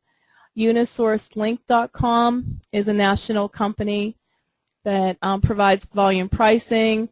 And PowerFlight, that is not a typo, that's our actual website. And they have a lot of spare parts for vacuum cleaners. The ERC wipes for cleaning cloths. HESCOInc.com is one of my favorite suppliers. You can go to their website, and they have a lot of brushes and cleaning supplies at really reduced rates. You can buy them in bulk. Jon-Don has a lot of variety. Sponge Company and Zep.com is one of my favorite suppliers as well for a lot of different cleaning agents that we use for restoration. I would recommend having a local Zep rep come and speak with you and explain, their line to you. Okay, we're going to be talking about our pack-out crew responsibilities now. And we're going to kind of touch on some of these slides, and then ultimately we're going to be referring to Chapter 2 in your manual. And that's where we get into the actual procedures and things. It's your checklist for walkthroughs. So as far as our contents crew, our pack-out crew, for our whole division, I highly recommend having a contents manager, someone who oversees the entire division. They are responsible for walking every single job that has contents. So they should be making the determinations whether or not a pack-out is necessary, maybe it's a partial pack-out. If it's just on-site cleaning of the contents, they would oversee every single job. So they'd be responsible for the walkthrough, putting together the scope of work to be done, putting together the estimate, and then the job costing, making sure that that job comes in at, where there's a profit. As far as profit margins on jobs, we're looking at 50 to 65% net profit on our pack-outs. So they are labor intensive, and the more efficient we can become behind the scenes, we shouldn't have to charge the insurance companies more money to become more profitable. We want to bill the job according to what's customary, through Xactimate, and then build your efficiencies behind the scenes. If it normally takes you an hour and a half to clean a box, try to get that down to an hour. Anything that you're doing, time and material, you're going to guarantee your profit margin. But when you have the efficiencies, like if you have automated equipment for ultrasonics processing, for electronics processing, you're no longer doing everything by hand, so you're increasing your productivity, and you're also increasing your profit margin for that, for your hourly wages. So let me give you an example. If you charge out $35 to clean a box of contents, right now if you clean everything by hand, it might take an hour to an hour and a half to clean that box of contents. So, best case scenario, you're making $35 an hour.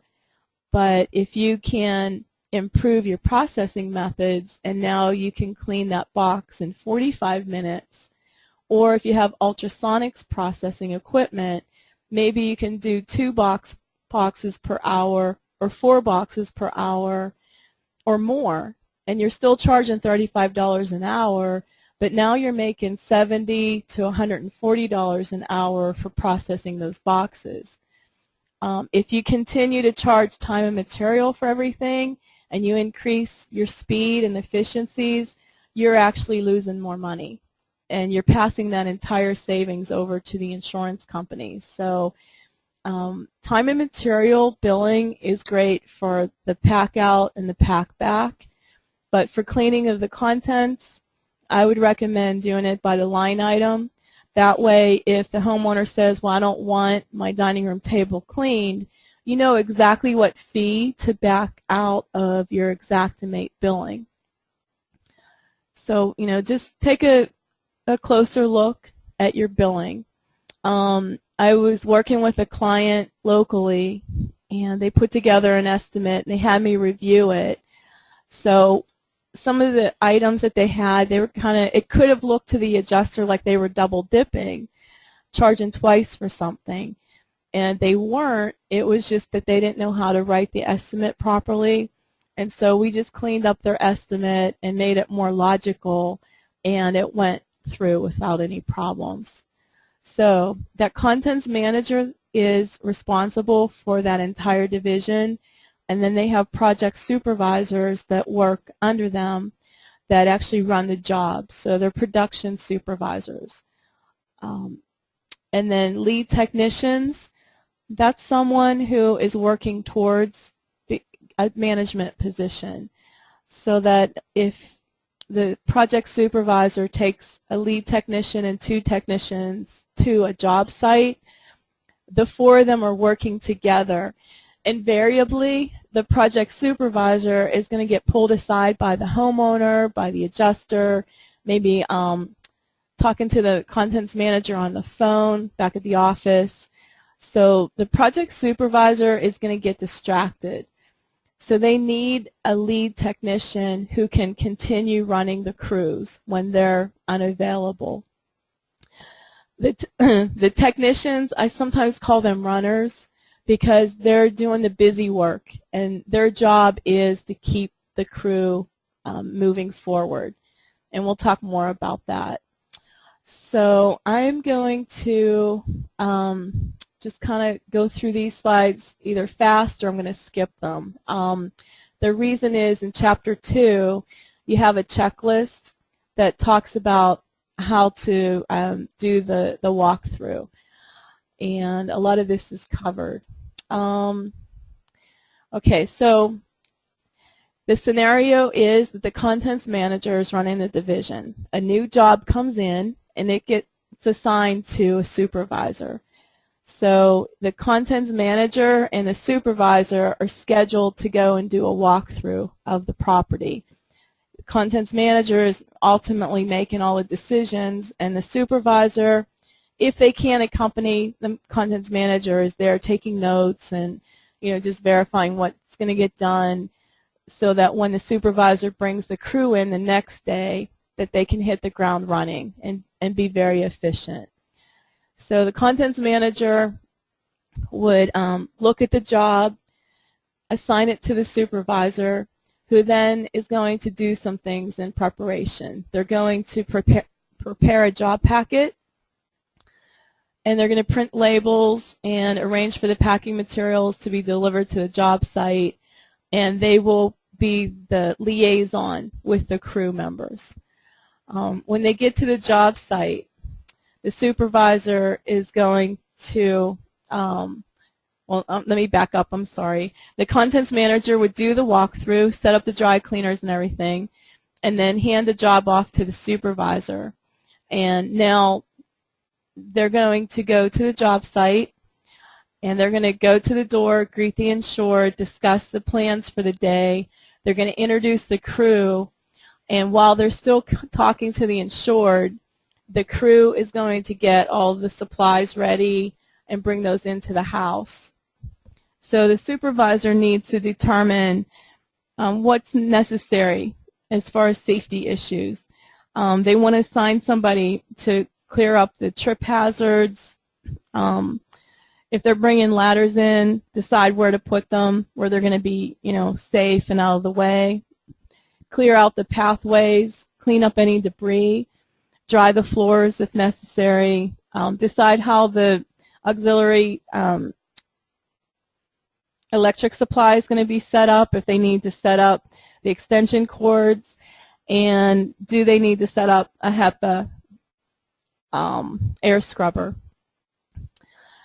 And then the supervisor is going to determine the starting point of where the crew is going to begin the pack out, and also setting up a staging area. And that's where we set up our supplies. We're going to be bringing in the boxes, the tape and everything, and we want those to be in a centralized area where everybody knows to come back for their supplies.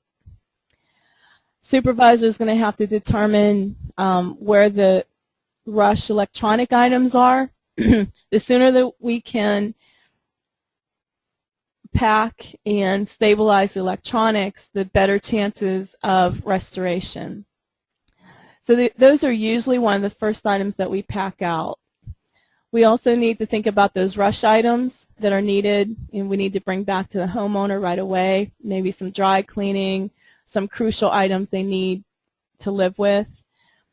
What about water damaged items, books, documents? We need to put together a plan for those as well. High value items, are they safe? Do we need to pack those right away? Usually the things that need to be addressed first, processed first at your facility, should be the last things to be packed on the truck. So they're the first things off at your shop and they go right into processing. We would also want to determine the items that need to be outsourced. So if we have furniture that needs to be refinished, the decision needs to be made. Are they going to be picked up at the job site, or are we going to pack them, take them to our facility, and have the furniture refinishing company come and pick them up at our facility? Part of that decision-making process is the appearance of our subcontractor, the appearance of their truck, how they interact with the homeowner.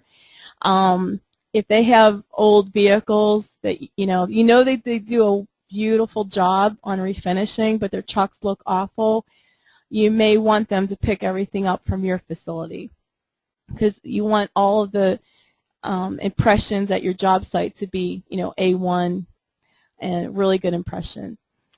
What about the dry cleaning?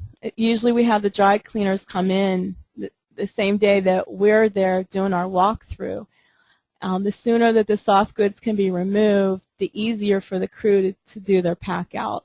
If we don't have to separate out the soft goods as we're packing, the hard items, it makes it so much easier and smoother. We also would want to take total loss items, and I'll be talking about those later. Putting the total loss labels on the items so that our crew doesn't bring them back to the shop unnecessarily. So supervisor is going to determine our starting point, a staging area, when to direct the crew to bring the supplies in, and then where to set up the workstation. So remember I told you to slow it down to speed it up. This is another area that we're going to do this in. We do not want to show up at a job site with a crew of 6 people. We all came in the same van, and we don't want everybody going up to the doorstep, and the supervisor knocks on the door, the homeowner opens up the door, and oh my gosh, it was like 6 people on the porch. That's really, really intimidating. So what I recommend is that the supervisor and the lead technician go to the door the day of the pack out. Knock on the door, step back 3 feet, take off your sunglasses, have your business card ready. When the homeowner comes to the door, greet them, say, I'm so sorry for your loss. We're here with our team to start your pack out process. May we come in? When she gives you permission to come in, the 2 of you go in and, pet the dog, say hi to the kids, say good morning, how are you doing today? Is there anything we need to know about? Anything special we can help you with? Get the conversation going, and then explain that the crew is here and we need to determine where they can start. We're going to set up a staging area. Just let them know what you're going to do. And then your lead technician is right there with you listening. Once they find out where you're going to start and where the staging area can be set up, that lead technician goes out to the vehicle. The crew is out of the vehicle and they're already starting to unload the boxes at the curb. When the lead technician tells them where they're going to start, that lead technician now is directing them. The supervisor might be busy with that homeowner for half an hour to an hour. We can't have everybody waiting on the supervisor. So that lead technician is getting everybody mobilized and started. As the crew members come in, then they can be introduced to the homeowner, because remember, we're guests in their home. So along with introducing them, it's great if they have their name embroidered or have a name tag on them, because the homeowner is going to be really intimidated having all these strangers in the home. So imagine if you had strangers in your house and you don't remember their name and you need to talk to them. It's just very intimidating. But if you see their name badge, you can address them by name. Okay, now the lead technician, it's their job to assist the supervisor. They direct the technicians. They start the packing and inventory process. And they also start the digital photo inventory.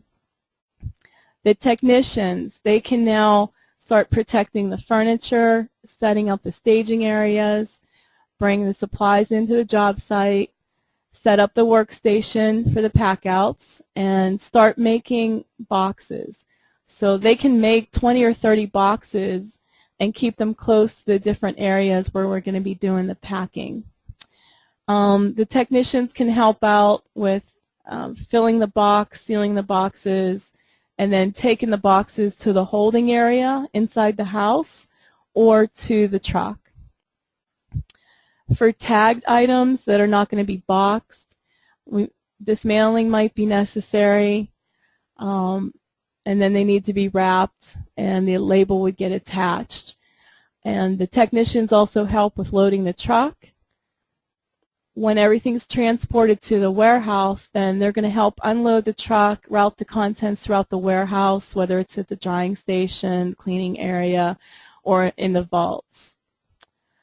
And as far as like the pack out walkthrough, we've got a couple of ways of doing it. Number one, we need to prepare for the actual walkthrough itself. We need to perform the walkthrough and gather a lot of information, and then the contents manager would actually excuse themselves and do a secondary walkthrough. So I am going to have you skip over to Chapter 2. And we're going to pick up from here. We're going to skip this area, skip this portion of the PowerPoint. I'm going to put my screen on hold, and we're going to go to a Word document. Before we do that, I just want to talk about this one slide. And as we start packing boxes, we want to think about this, okay? We want to think about, number one, we're always going to pack our contents according to the room.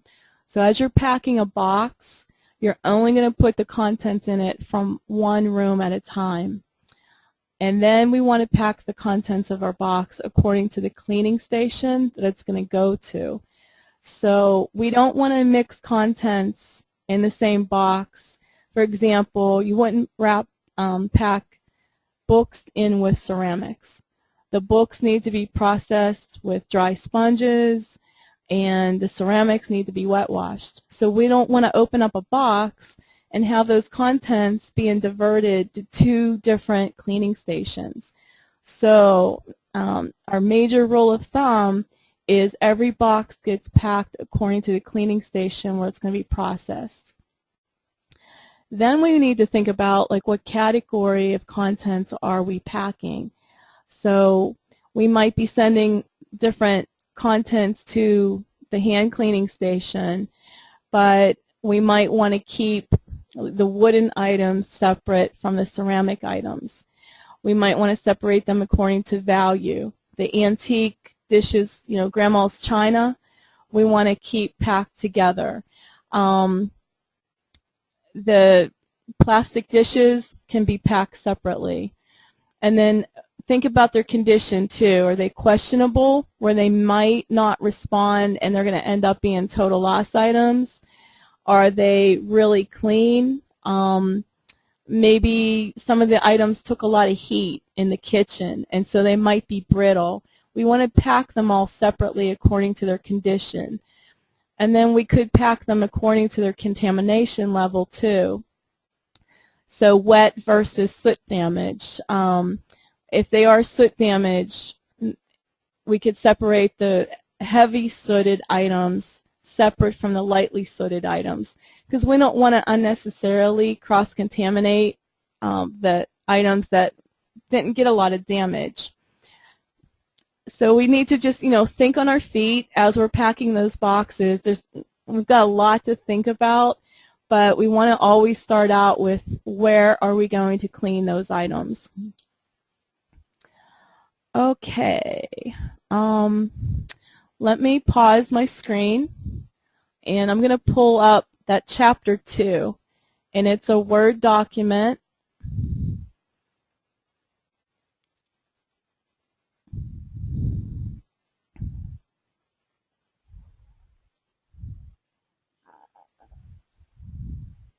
Just give me a minute.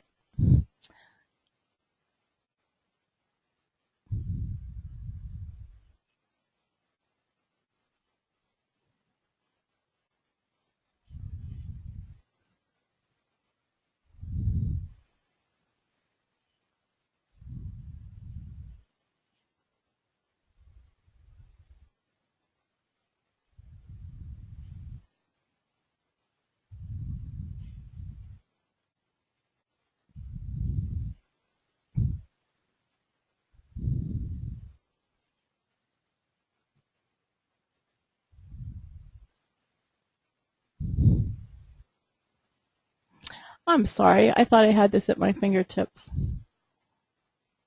Okay, here we go.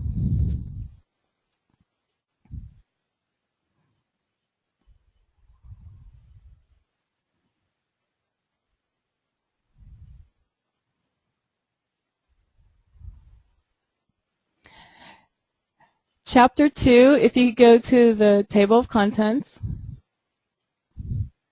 and you'll notice that it's broken down into sections. And the first section is for a folder that we're going to give the homeowner. The second section is for the folder that our project manager is going to use during the walkthrough. And this is your system for your walkthroughs, basically. We have,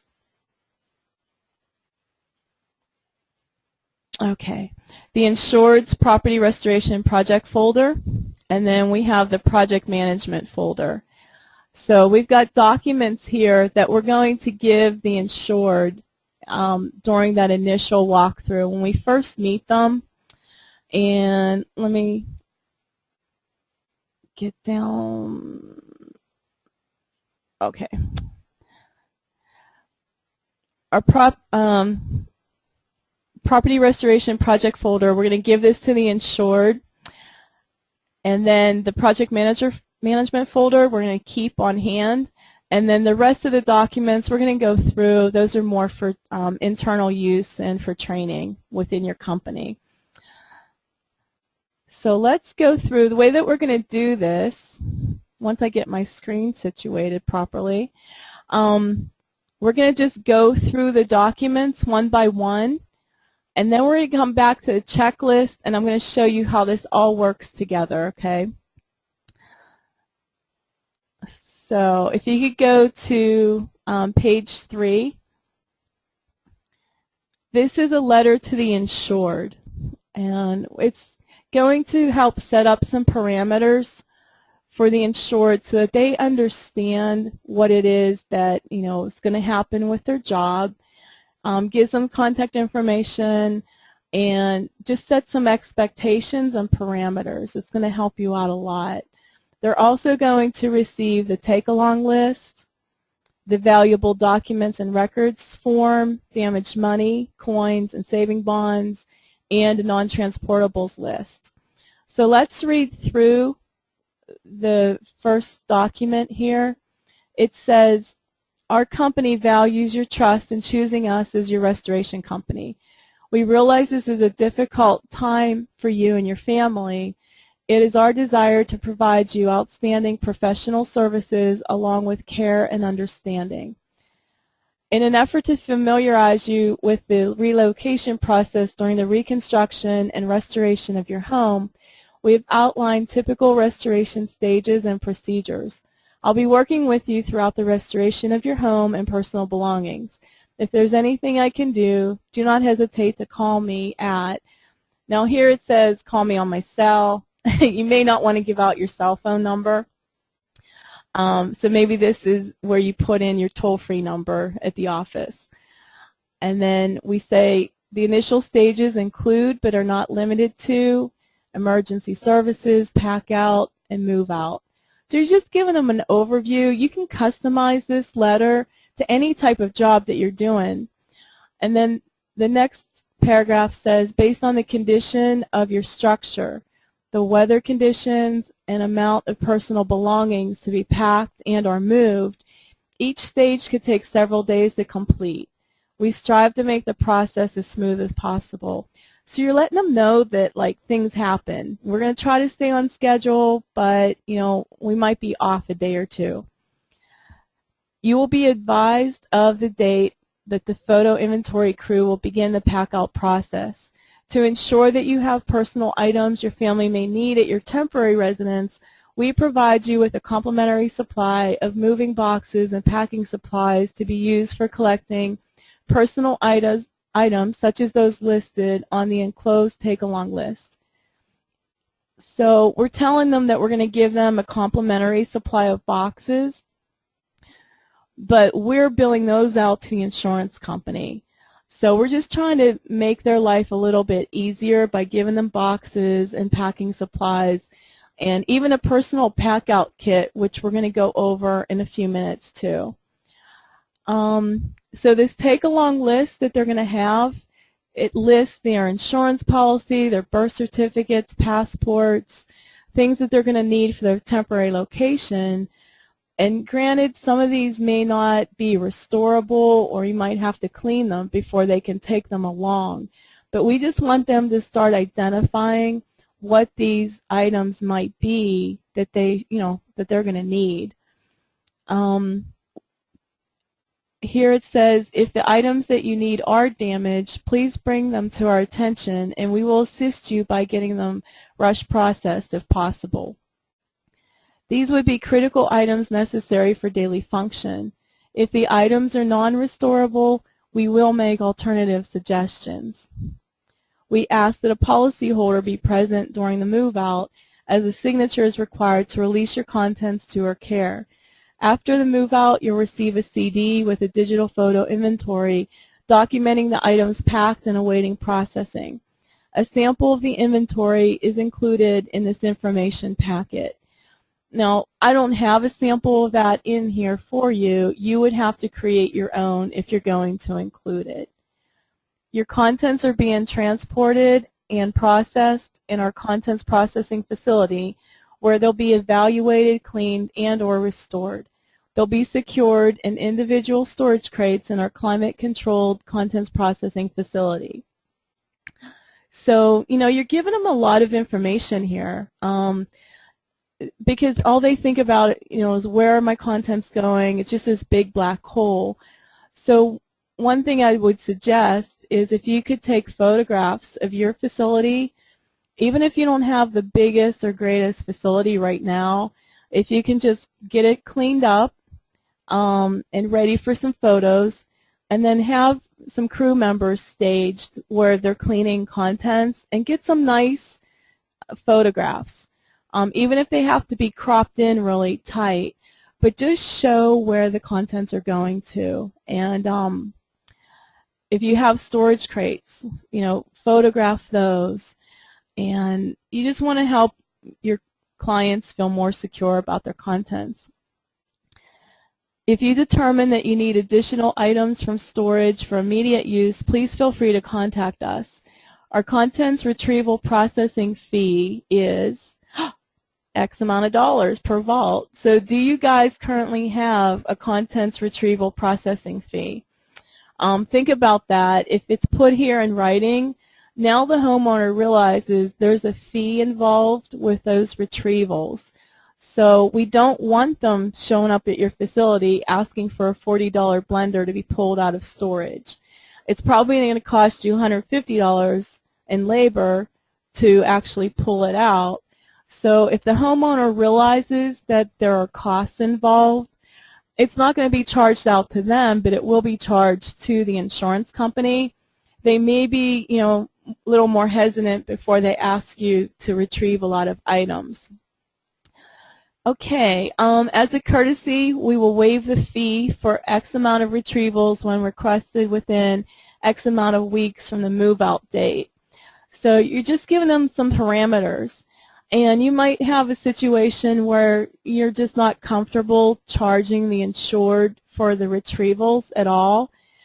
But if you have it in writing here, and it's been explained up front, if you have that one dragon lady who is asking, every week she's got a new retrieval and it's just a hassle, now you can refer back to the sheet and say, you know what, we would love to do that. We just want to remind you that there is a fee involved that gets transferred to the insurance company. Do you really need a $40 blender?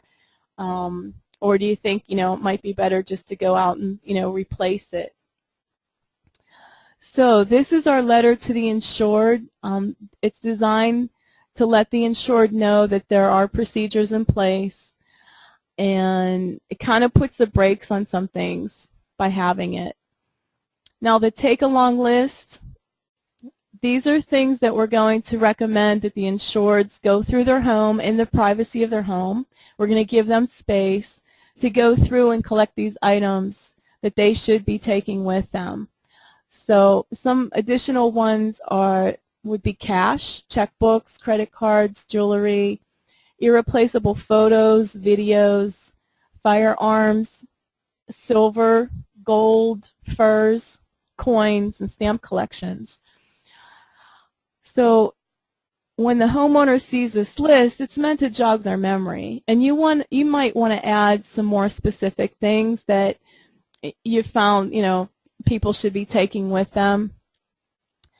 The next sheet is the valuable documents and records. So if they lost their driver's license in the fire or their bank books, whatever it is, this is set up for the U.S. So if you guys in the UK, you're going to have to customize this for your country. Same thing with the damaged money and coins and saving bonds. It's just an informational sheet to let them know how they can get those items replaced. The next form is the non-transportable items. So we've got combustibles, explosives, flammables, things that you should not be taking on your truck or storing them at your facility. And at the bottom we have a note. It says consumable products.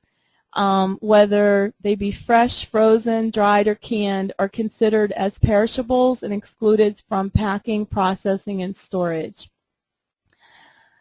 And we also have listed in the middle here what a lot of those consumables would be. Paper products, the paper plates, the napkins, any kind of gift wrap, plastic wraps, all food items, pet food, toiletries, makeup, and holiday decorations. So my rule of thumb is that if it goes in the body or on the body, it's probably going to be a total loss, non-restorable item. I don't want to bring those back to my shop for various reasons. It may be a health hazard, a biohazard for us to actually have to clean something.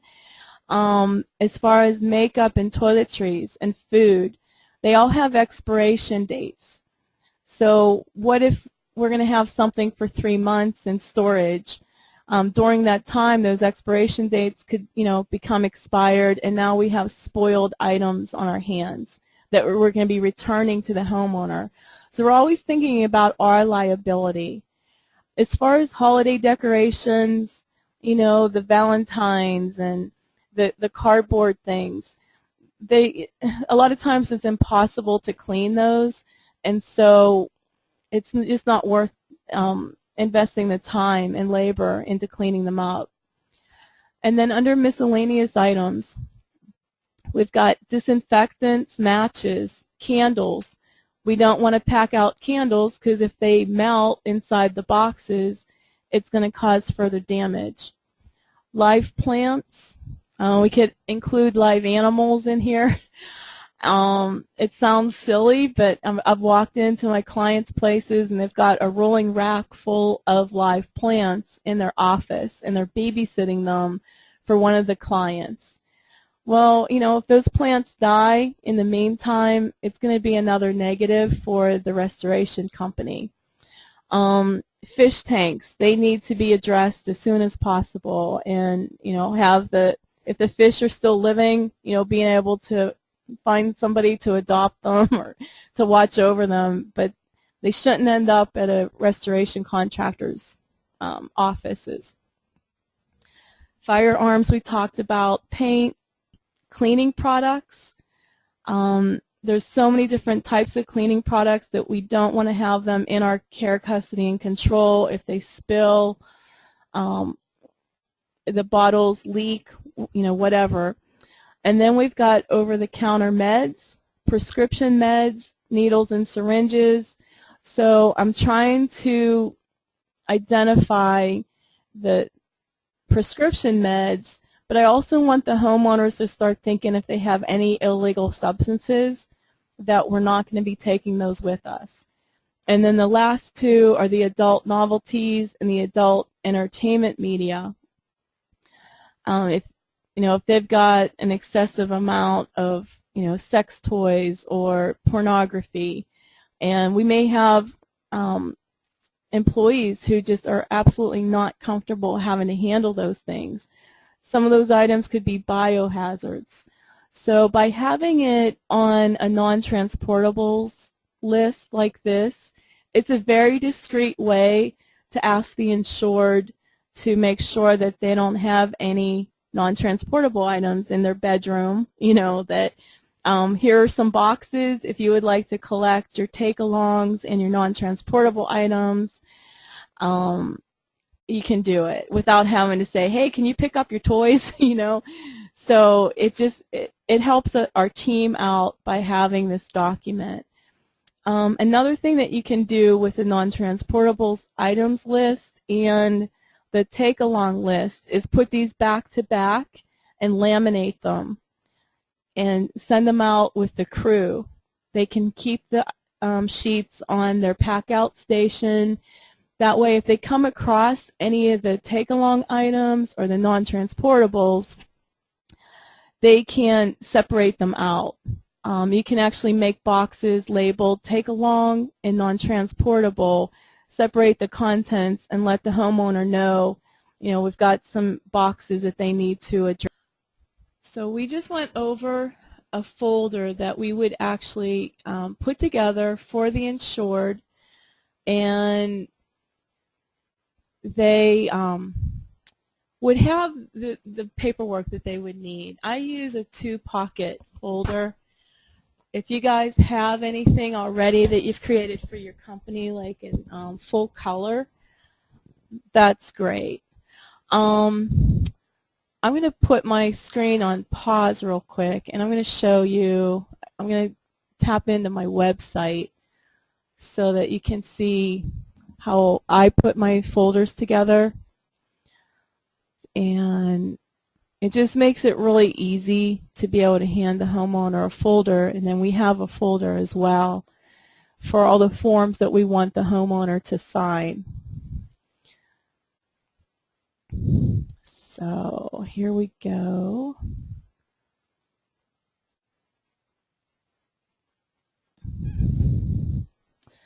Let me see if I can make this even bigger. Yeah, okay.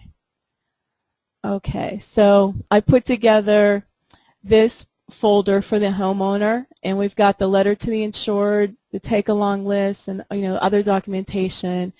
I've got my full color brochure and a business card on here. So they've got more room for additional documents.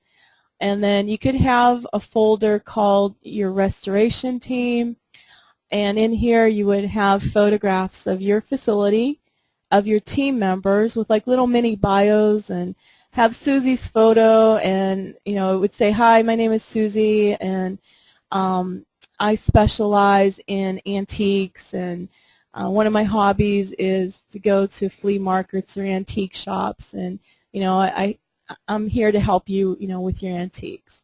And then Joe, have him talk, say a little bit about himself, but try to make your employees like real people, that they are a team, they've got all these different skill levels, and they're there to help out. And then we could have a photo inventory album and a sample of that, where you open it up and it shows a sample of an inventory that you've processed with photographs and everything.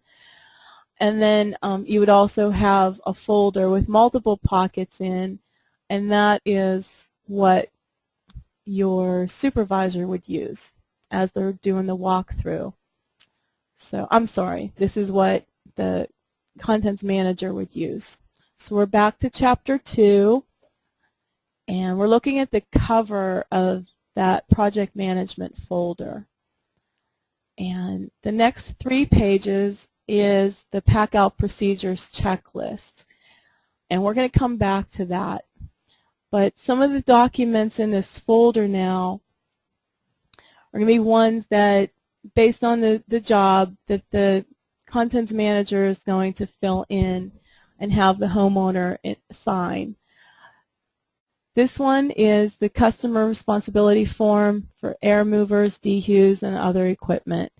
This is probably similar to the one that Dri-Eaz uses, but it talks a little bit about how to use the equipment that you've left at their job site.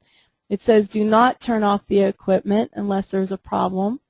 The homeowner signs off that they've read about the operation of the equipment and safety precautions. And then the next section, it says that the customer is responsible for damages and or loss while in their custody. And we list the equipment that we leave at their job site and have them sign off on it, so that when you go back to pick up your equipment, it's really there. I've had clients go back for their equipment, and the homeowner says, I never saw that, that never existed. And then they have a yard sale in the summertime, and the company's equipment is for sale. So we want the homeowners to realize they are responsible for our equipment that we leave behind.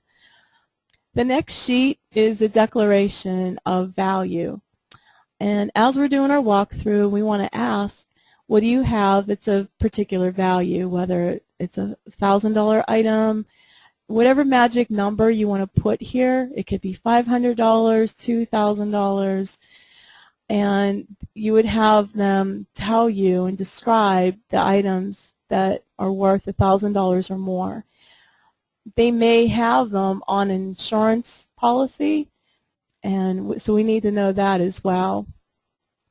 And room by room, we want to list the items worth $1,000 or more, have the homeowner sign on it, and the value of this document, while I can't tell you legally, depending on your state and country, but have this looked over by a lawyer, and the value is that once a homeowner signs off on it, at the end of the job, when they say, oh, my $5,000 Ming vase is missing, you can say, well, that's funny because we asked you specifically what you had that was worth $1,000 or more, and you didn't mention a $5,000 Ming vase. So it might just help to jog their memory and for them to realize that you documented things. The next form is a disposal authorization sheet. And it's this, you might have one of these per job, you might have 20 or 30, you know. It just depends on how many total lost items that there are. So the value of this form is you want to have the homeowner sign off that they're authorizing the disposal of their contents. The high priority items list is more of like an internal form where you're identifying the items that need to be rush processed. It might be specific clothing, it might be the laptop computer, it might be the kids' Xbox game. And you're writing down where it's located, any special instructions, and the date that they need it back by. And you can pass this off to your lead technician so that they can go through the home and, you know, pull these items. The next sheet is the room name assignment sheet. You put the client name and address, and we're going to use this to write down the room names according to what the homeowners call them. So we've got Billy's room, Betty's room. If they call it a family room, and, you know, kitchen, maybe they have a pantry. What we don't want to do is put down things like yellow bedroom, because what if they paint it beige, you know, at the end of the job? So we want to just keep it according to what the homeowners call it. Write those names on our boxes, on our estimate, just so that everybody's on the same base with the room names. So during the pack back, when we're looking at the labels on the boxes, that the contents can be routed to the appropriate rooms. Are you hearing me okay? Is the quality's okay? If you're having any issues, just shoot me a little chat if you don't mind. I got a message from GoToMeeting on my screen that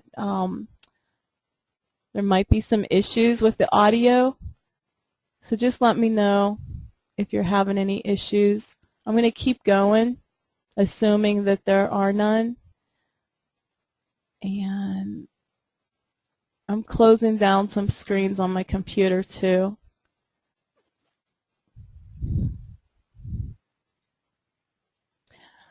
Okay.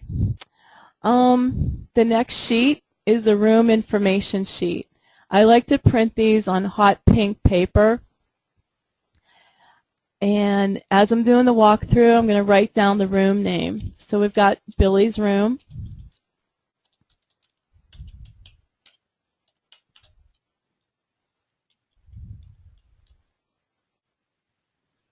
Dimensions, it's up to you if you need them for any special reason. But in Billy's room, I'm going to write down that do not pack out closet until Wednesday. And all mattresses and pillows are total loss.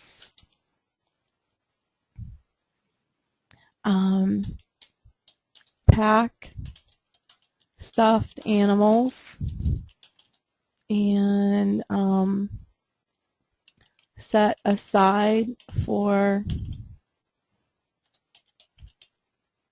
dry cleaner.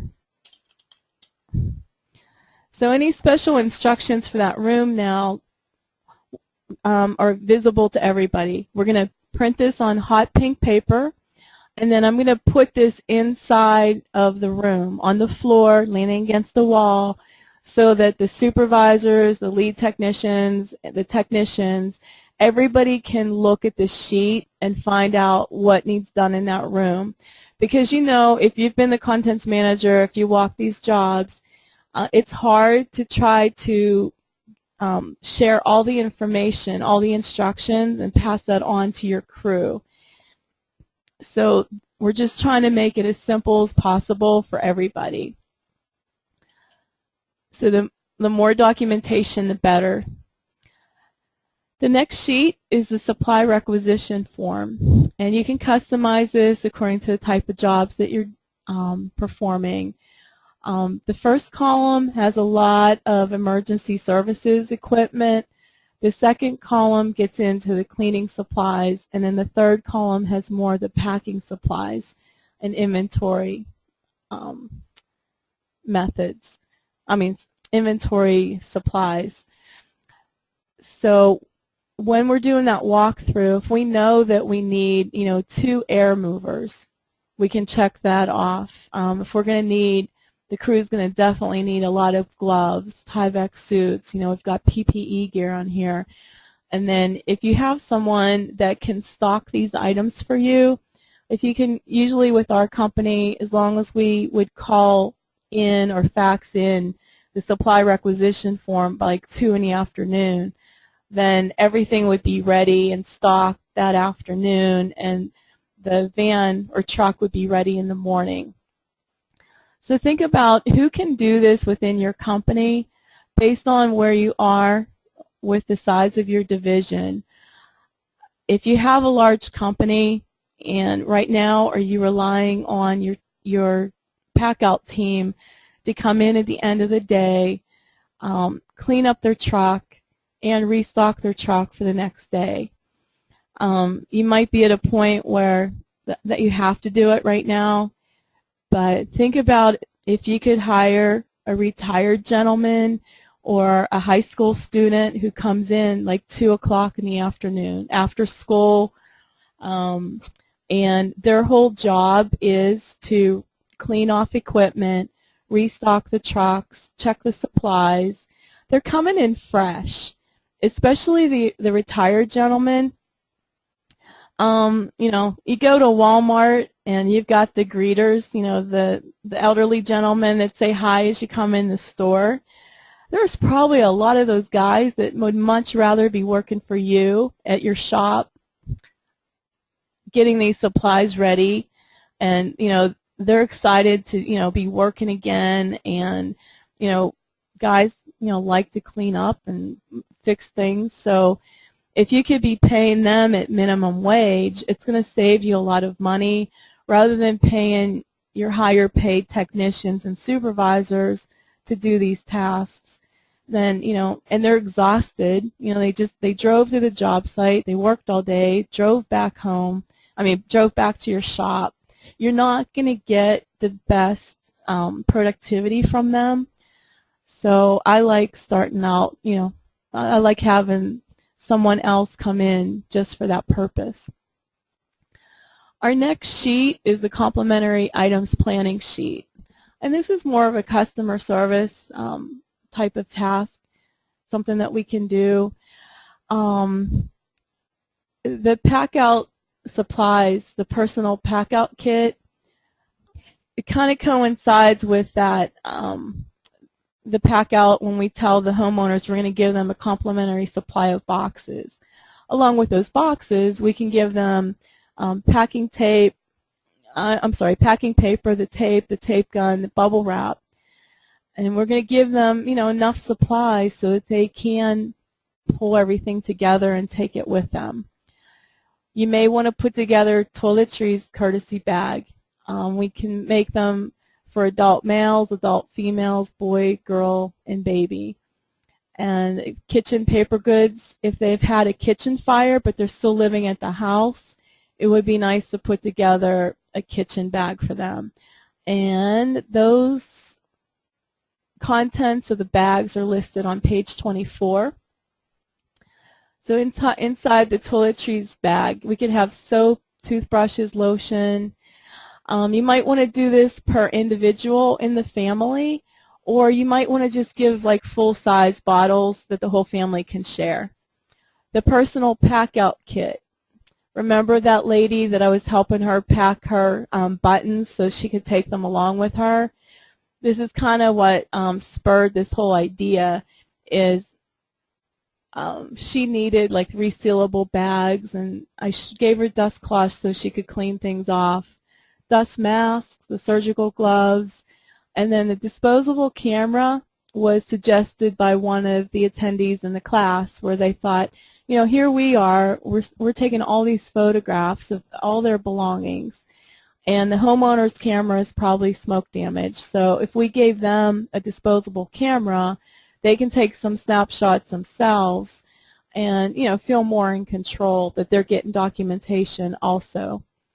The kitchen courtesy bag, like I said, if they've had a kitchen fire but they're still living on the property, then we might want to give them a gift certificate to a local fast food restaurant where they can get lunch and bring it back to the house. And I go to the dollar store and get these items.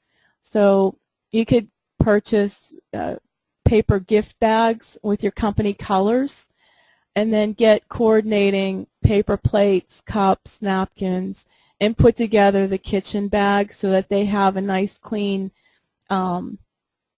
utensils and the disposable tablecloth they can use on their patio table, and then, you know, eat together. So just a nice gesture. But when we're doing that initial walkthrough, we would use just this form to plan out what we want to bring back with us. You know, how many toiletries bags and kitchen good bags. Okay, moving on. Are you guys still awake out there? I hope so. You're doing really good listening. It's hard to just sit and listen when you're used to moving around all day. Our next form can be used two different ways. If you notice here, there's a box for checkout and a box for return. So when we're going to be taking our box supplies to the job site, we want to track them. This is just a down and dirty manual way of doing it. We're going to use the sheet and we're going to check out, put a check mark under checkout, and we're going to check out our boxes. We took 100 book boxes, we took 25 medium boxes, our twin mattress bags, double mattress bags. We're just going to write down our tallies. What forms and labels do we need, and what kind of equipment. So then each day that we send supplies to the job site, we can simply check this off and list the items. And then when we bring supplies back from the job site, we're going to get a new sheet and check off return and select the items that we're turning to stock, to our inventory. The next form is the item found form. So we've asked the homeowner, please collect your jewelry, your money, your high value items. Well, we're doing a pack out and we're in the dresser drawer and we find a diamond ring. What are we going to do with it? You know, we're the technician, what should we do? Well, we need to give this to the supervisor. And the supervisor then is going to fill out this form. And it says this item, a diamond ring, was found by Joe. He found it in the dresser in the top drawer and on the date. And he turned it into me. I'm going to write my name, Barb Jackson, down on this sheet. And then I'm going to put this in a Ziploc bag, and I'm going to give it to the insured. So if I give it to the husband, he's going to write down, I received my diamond ring on such and such a date, and he's going to sign it. This is really important because if you find that diamond ring and give it to the husband and you don't know that they're going through a divorce and it's really the wife's diamond ring, if he holds on to it, he might just be thinking, hey, this is part of the divorce settlement. I'm not going to mention it to my wife. So we don't want to put ourselves in a bad position. If we return high value items to the insureds, we want to get their signature on it. Not that any of you have ever dealt with this kind of a client, right? We all have very honest clients, but you just never know. The next form is the damage breakage form. And we're going to write in the job name, the project manager, and the date. And we're going to write down the item that was broken. It was a Yadro. So we all know how expensive Yadros are. And it was a woman with a umbrella. Okay. And it is 18 inches tall. And the date of the damage, we'll write in who broke it. Barb broke it. Slipped out of hands. Who was notified? My supervisor, Joe. And how was it handled? This is important for you guys. You might want to even have some kind of clause in your work authorization form that describes the procedure if there happens to be breakage from your crew. We would love to have that the first option is that we can get it professionally repaired, because that's going to probably be the cheapest way. Another option would be that we find a replacement. And there's so many ways that we can get replacements. Maybe some of you have heard of replacements.com. I'm going to freeze my screen, and we're going to go to replacements.com. It's a website. It's here in the States. And they've got millions of pieces in their warehouse. So if you're looking for, let's see, we'll go to, they've got China, crystal, silver, collectibles. And we're going to look for a Yadro. So we go into the L's. We see Yadros here.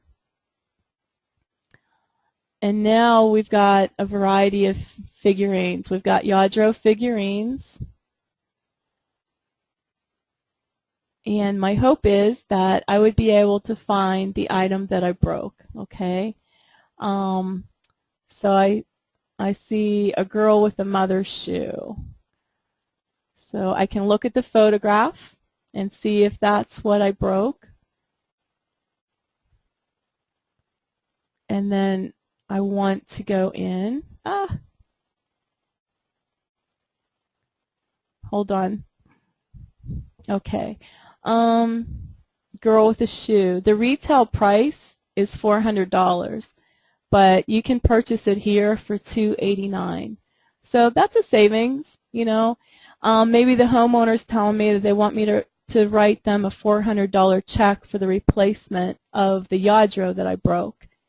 Well, I want to have this option that I can replace it because it's going to save me money.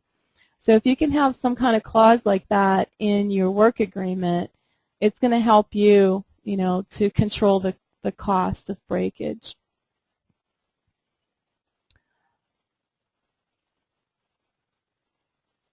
Okay, so we want to write down the date that it was handled, the approximate cost, and who authorized it. Now you could make 3 copies of the damage breakage form. And one copy is going to go into the job folder. Another copy you would give to the insured. And the third copy, what kind of file do you think that's going to go into? If you could discuss it among yourselves, where would you put that third one? We're going to put it in the employees file. So this is going to go into my file. And hopefully I only have one, right? If someday I've accumulated 10 of these in my file, maybe I'm not really the best choice for working on packouts because I'm just not careful enough. Okay, our next form is our storage area usage form. And we're going to use this at the end of the packout. So we're going to put the client's name and address. A copy of this is to be given to the estimator.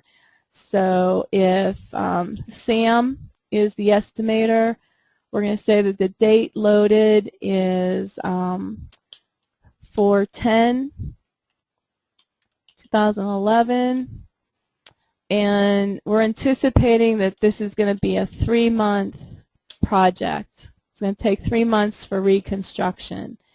So we brought our moving trucks and we loaded everything into vaults, and we have 6 vaults. And we also used 20 linear footage of sofa racking. As far as floor space at the warehouse, we're using 100 square feet. We didn't have any job site containers. So now the estimator, Sam, is going to be able to charge forward for these items. So at 3 months, with 6 vaults, he's going to charge out for 18 vaults, and he's going to triple, the storage according to how many months. The next sheet is the digital photo inventory supplies checklist. We actually teach all of DPI on Thursday this week. I don't know if you guys signed up for it. I think some of you have. But for 4 hours, we go into the details of actually performing a digital photo inventory. So you guys have the bonus of whether you do my system or not. These are the supplies that you would need for a pack out. We've got our labels, our hardware would be our cameras, our packing supplies crate. You can see a photo here of that flip-top lid container that I was telling you about. I like to keep those at each packing station.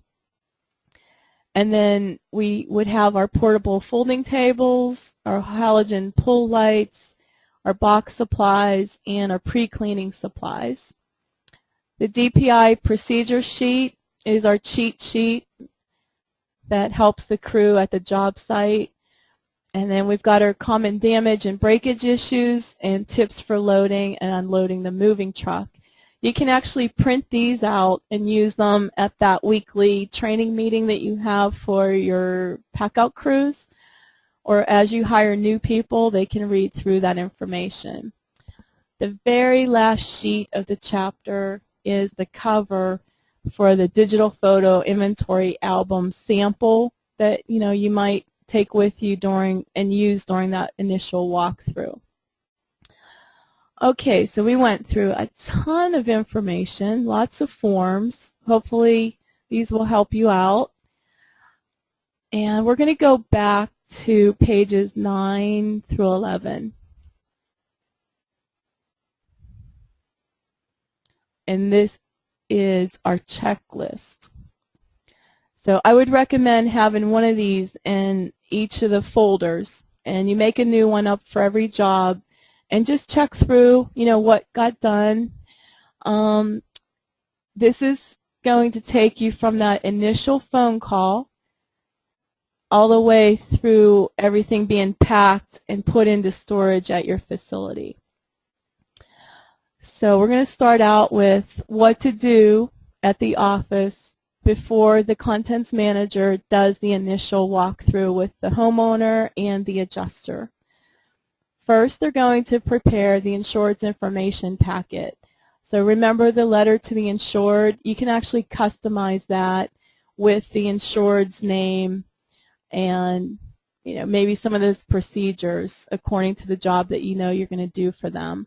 So you would have already taken in the job information by phone, so you have their last, the job name and address and all that.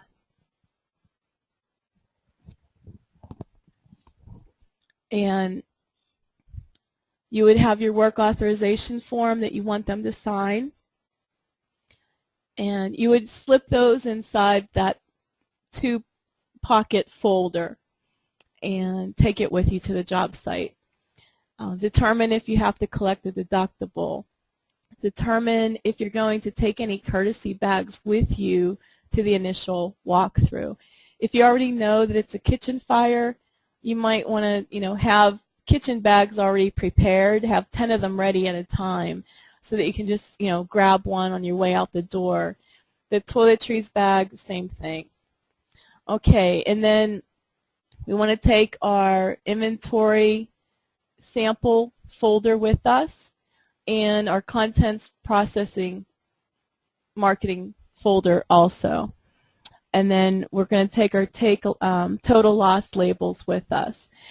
And in the documents that I sent you, you will have the total loss labels, and it says do not pack or take with you.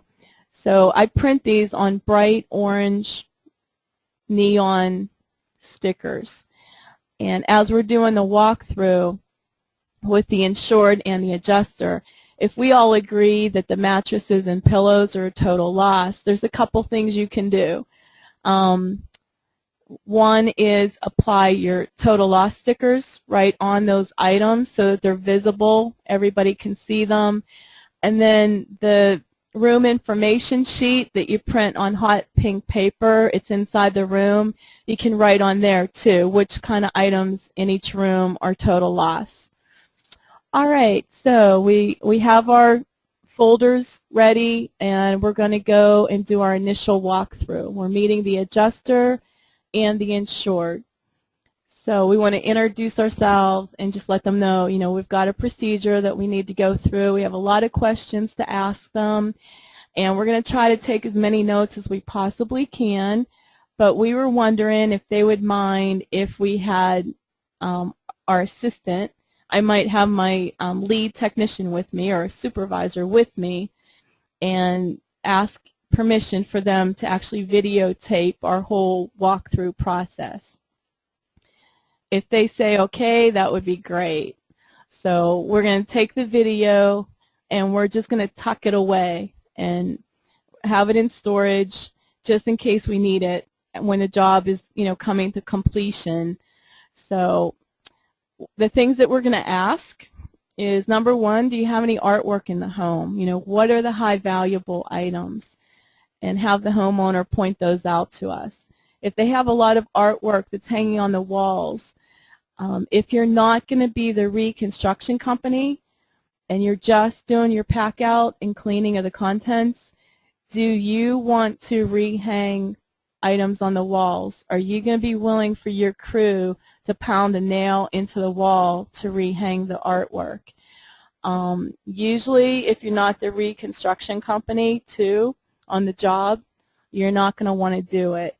And I ran into a situation where there's a lot of artwork. We didn't ask the question. We didn't cover it with the insurance adjuster.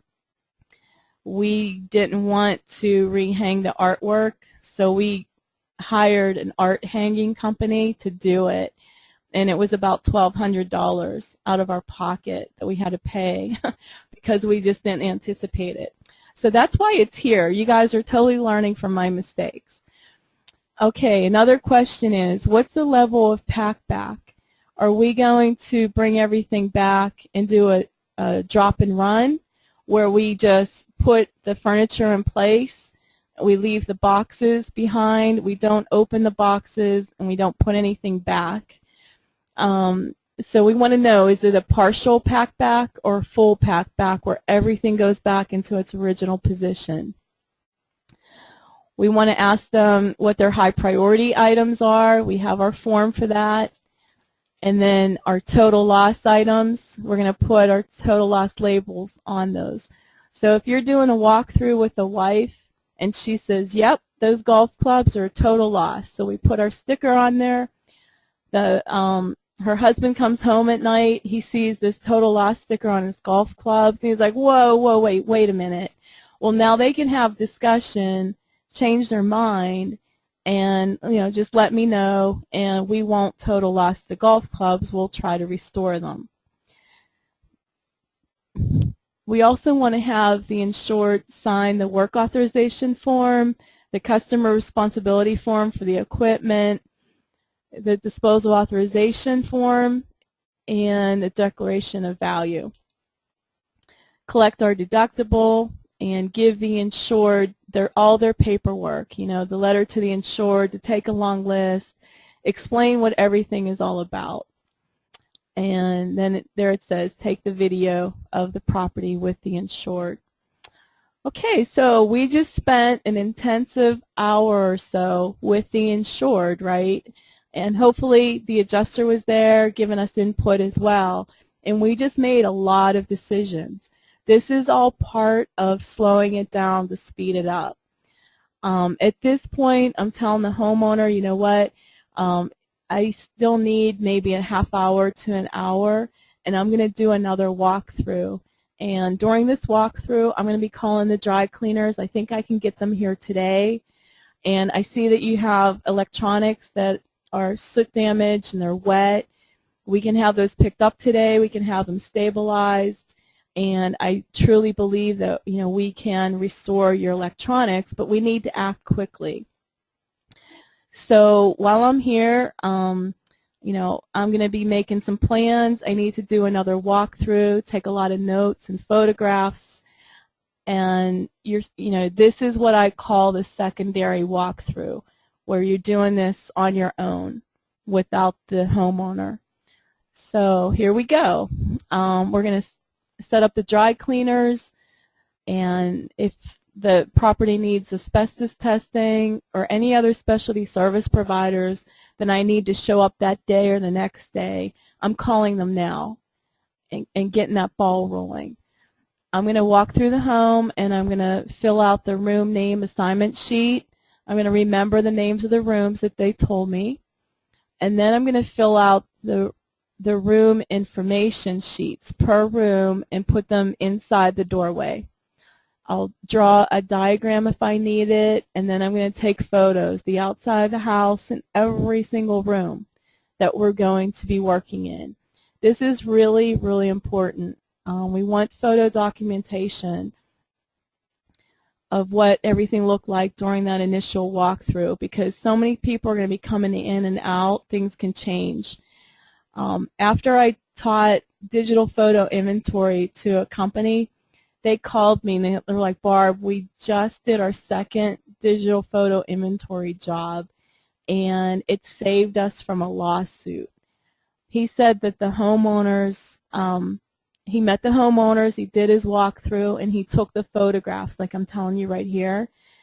And his crew started the pack out in a different area of the house.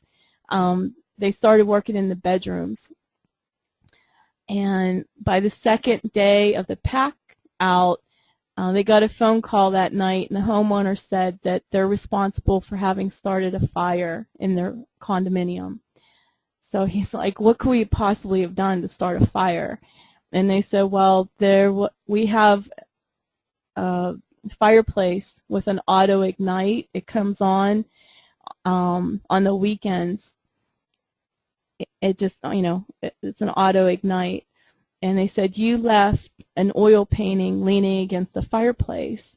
And he knew his crew didn't do anything like that. So he went back to his original photographs from the walkthrough. And the painting was up against the fireplace when he got there. And they traced it back to another subcontractor. And so he totally avoided the whole lawsuit. So your photos are really critical. Okay, now the day of the pack back. This is when you're going to send that supervisor and the lead technician, and they're going to start the packing. That supervisor needs to create a job file on your computer, and then they're going to create their inventory labels and gather their labels and take them to the job site. At the job site, they're going to prepare the work area, protect the traffic areas, identify the total loss items. If they have to put the wet furniture up on blocks, if it's not already done, then they would do that. Set up any kind of controls with the matting, protecting the floors, the negative air machines, and then start the packing process, setting up the table and beginning the inventory. We've got, you know, some details here. And then at the end of each day, they're actually going to take their memory sticks from their cameras and download them onto the network computer. So it's important to do that every day. We don't want to wait several days before we download the photos, because cameras can break, they can get lost, things can happen. So we want to save those photographs as often as possible. And then end of each day, we're also going to plan for the next day, filling out our packing supply sheets. And then each day that we have to unload the moving truck, we're going to do that, bring things back to our shop, and track our inventory, whatever inventory system we're using. And then when all the contents have been loaded into the shop, into storage, then we're going to fill out that storage area usage form, give it to the estimator so that they can input it into Xactimate to price it out. Okay. So this is the entire system with all of our forms. So does anybody have any questions or comments on how this all works? The purpose of it is to show the insured that we have a system, we've got documentation, so that they're less likely to make false accusations about, missing contents or anything. So I don't see that you guys have any questions. We've got about 5 or 10 minutes. So we completed this portion. And, okay, this is where we're going to start tomorrow. We're going to finish up Chapter 1 first thing in the morning. And then we're going to go into our other chapters on the basics of smoke damage, artwork, and document processing. So thank you so much for your attention today. If you have any questions, just email them or give me a call at the office here. I'm in for the rest of the day. So I hope the information was helpful, and I will see you tomorrow, same time, same place. Be there, be square. So we'll see you later. Have a good afternoon and evening. Bye-bye.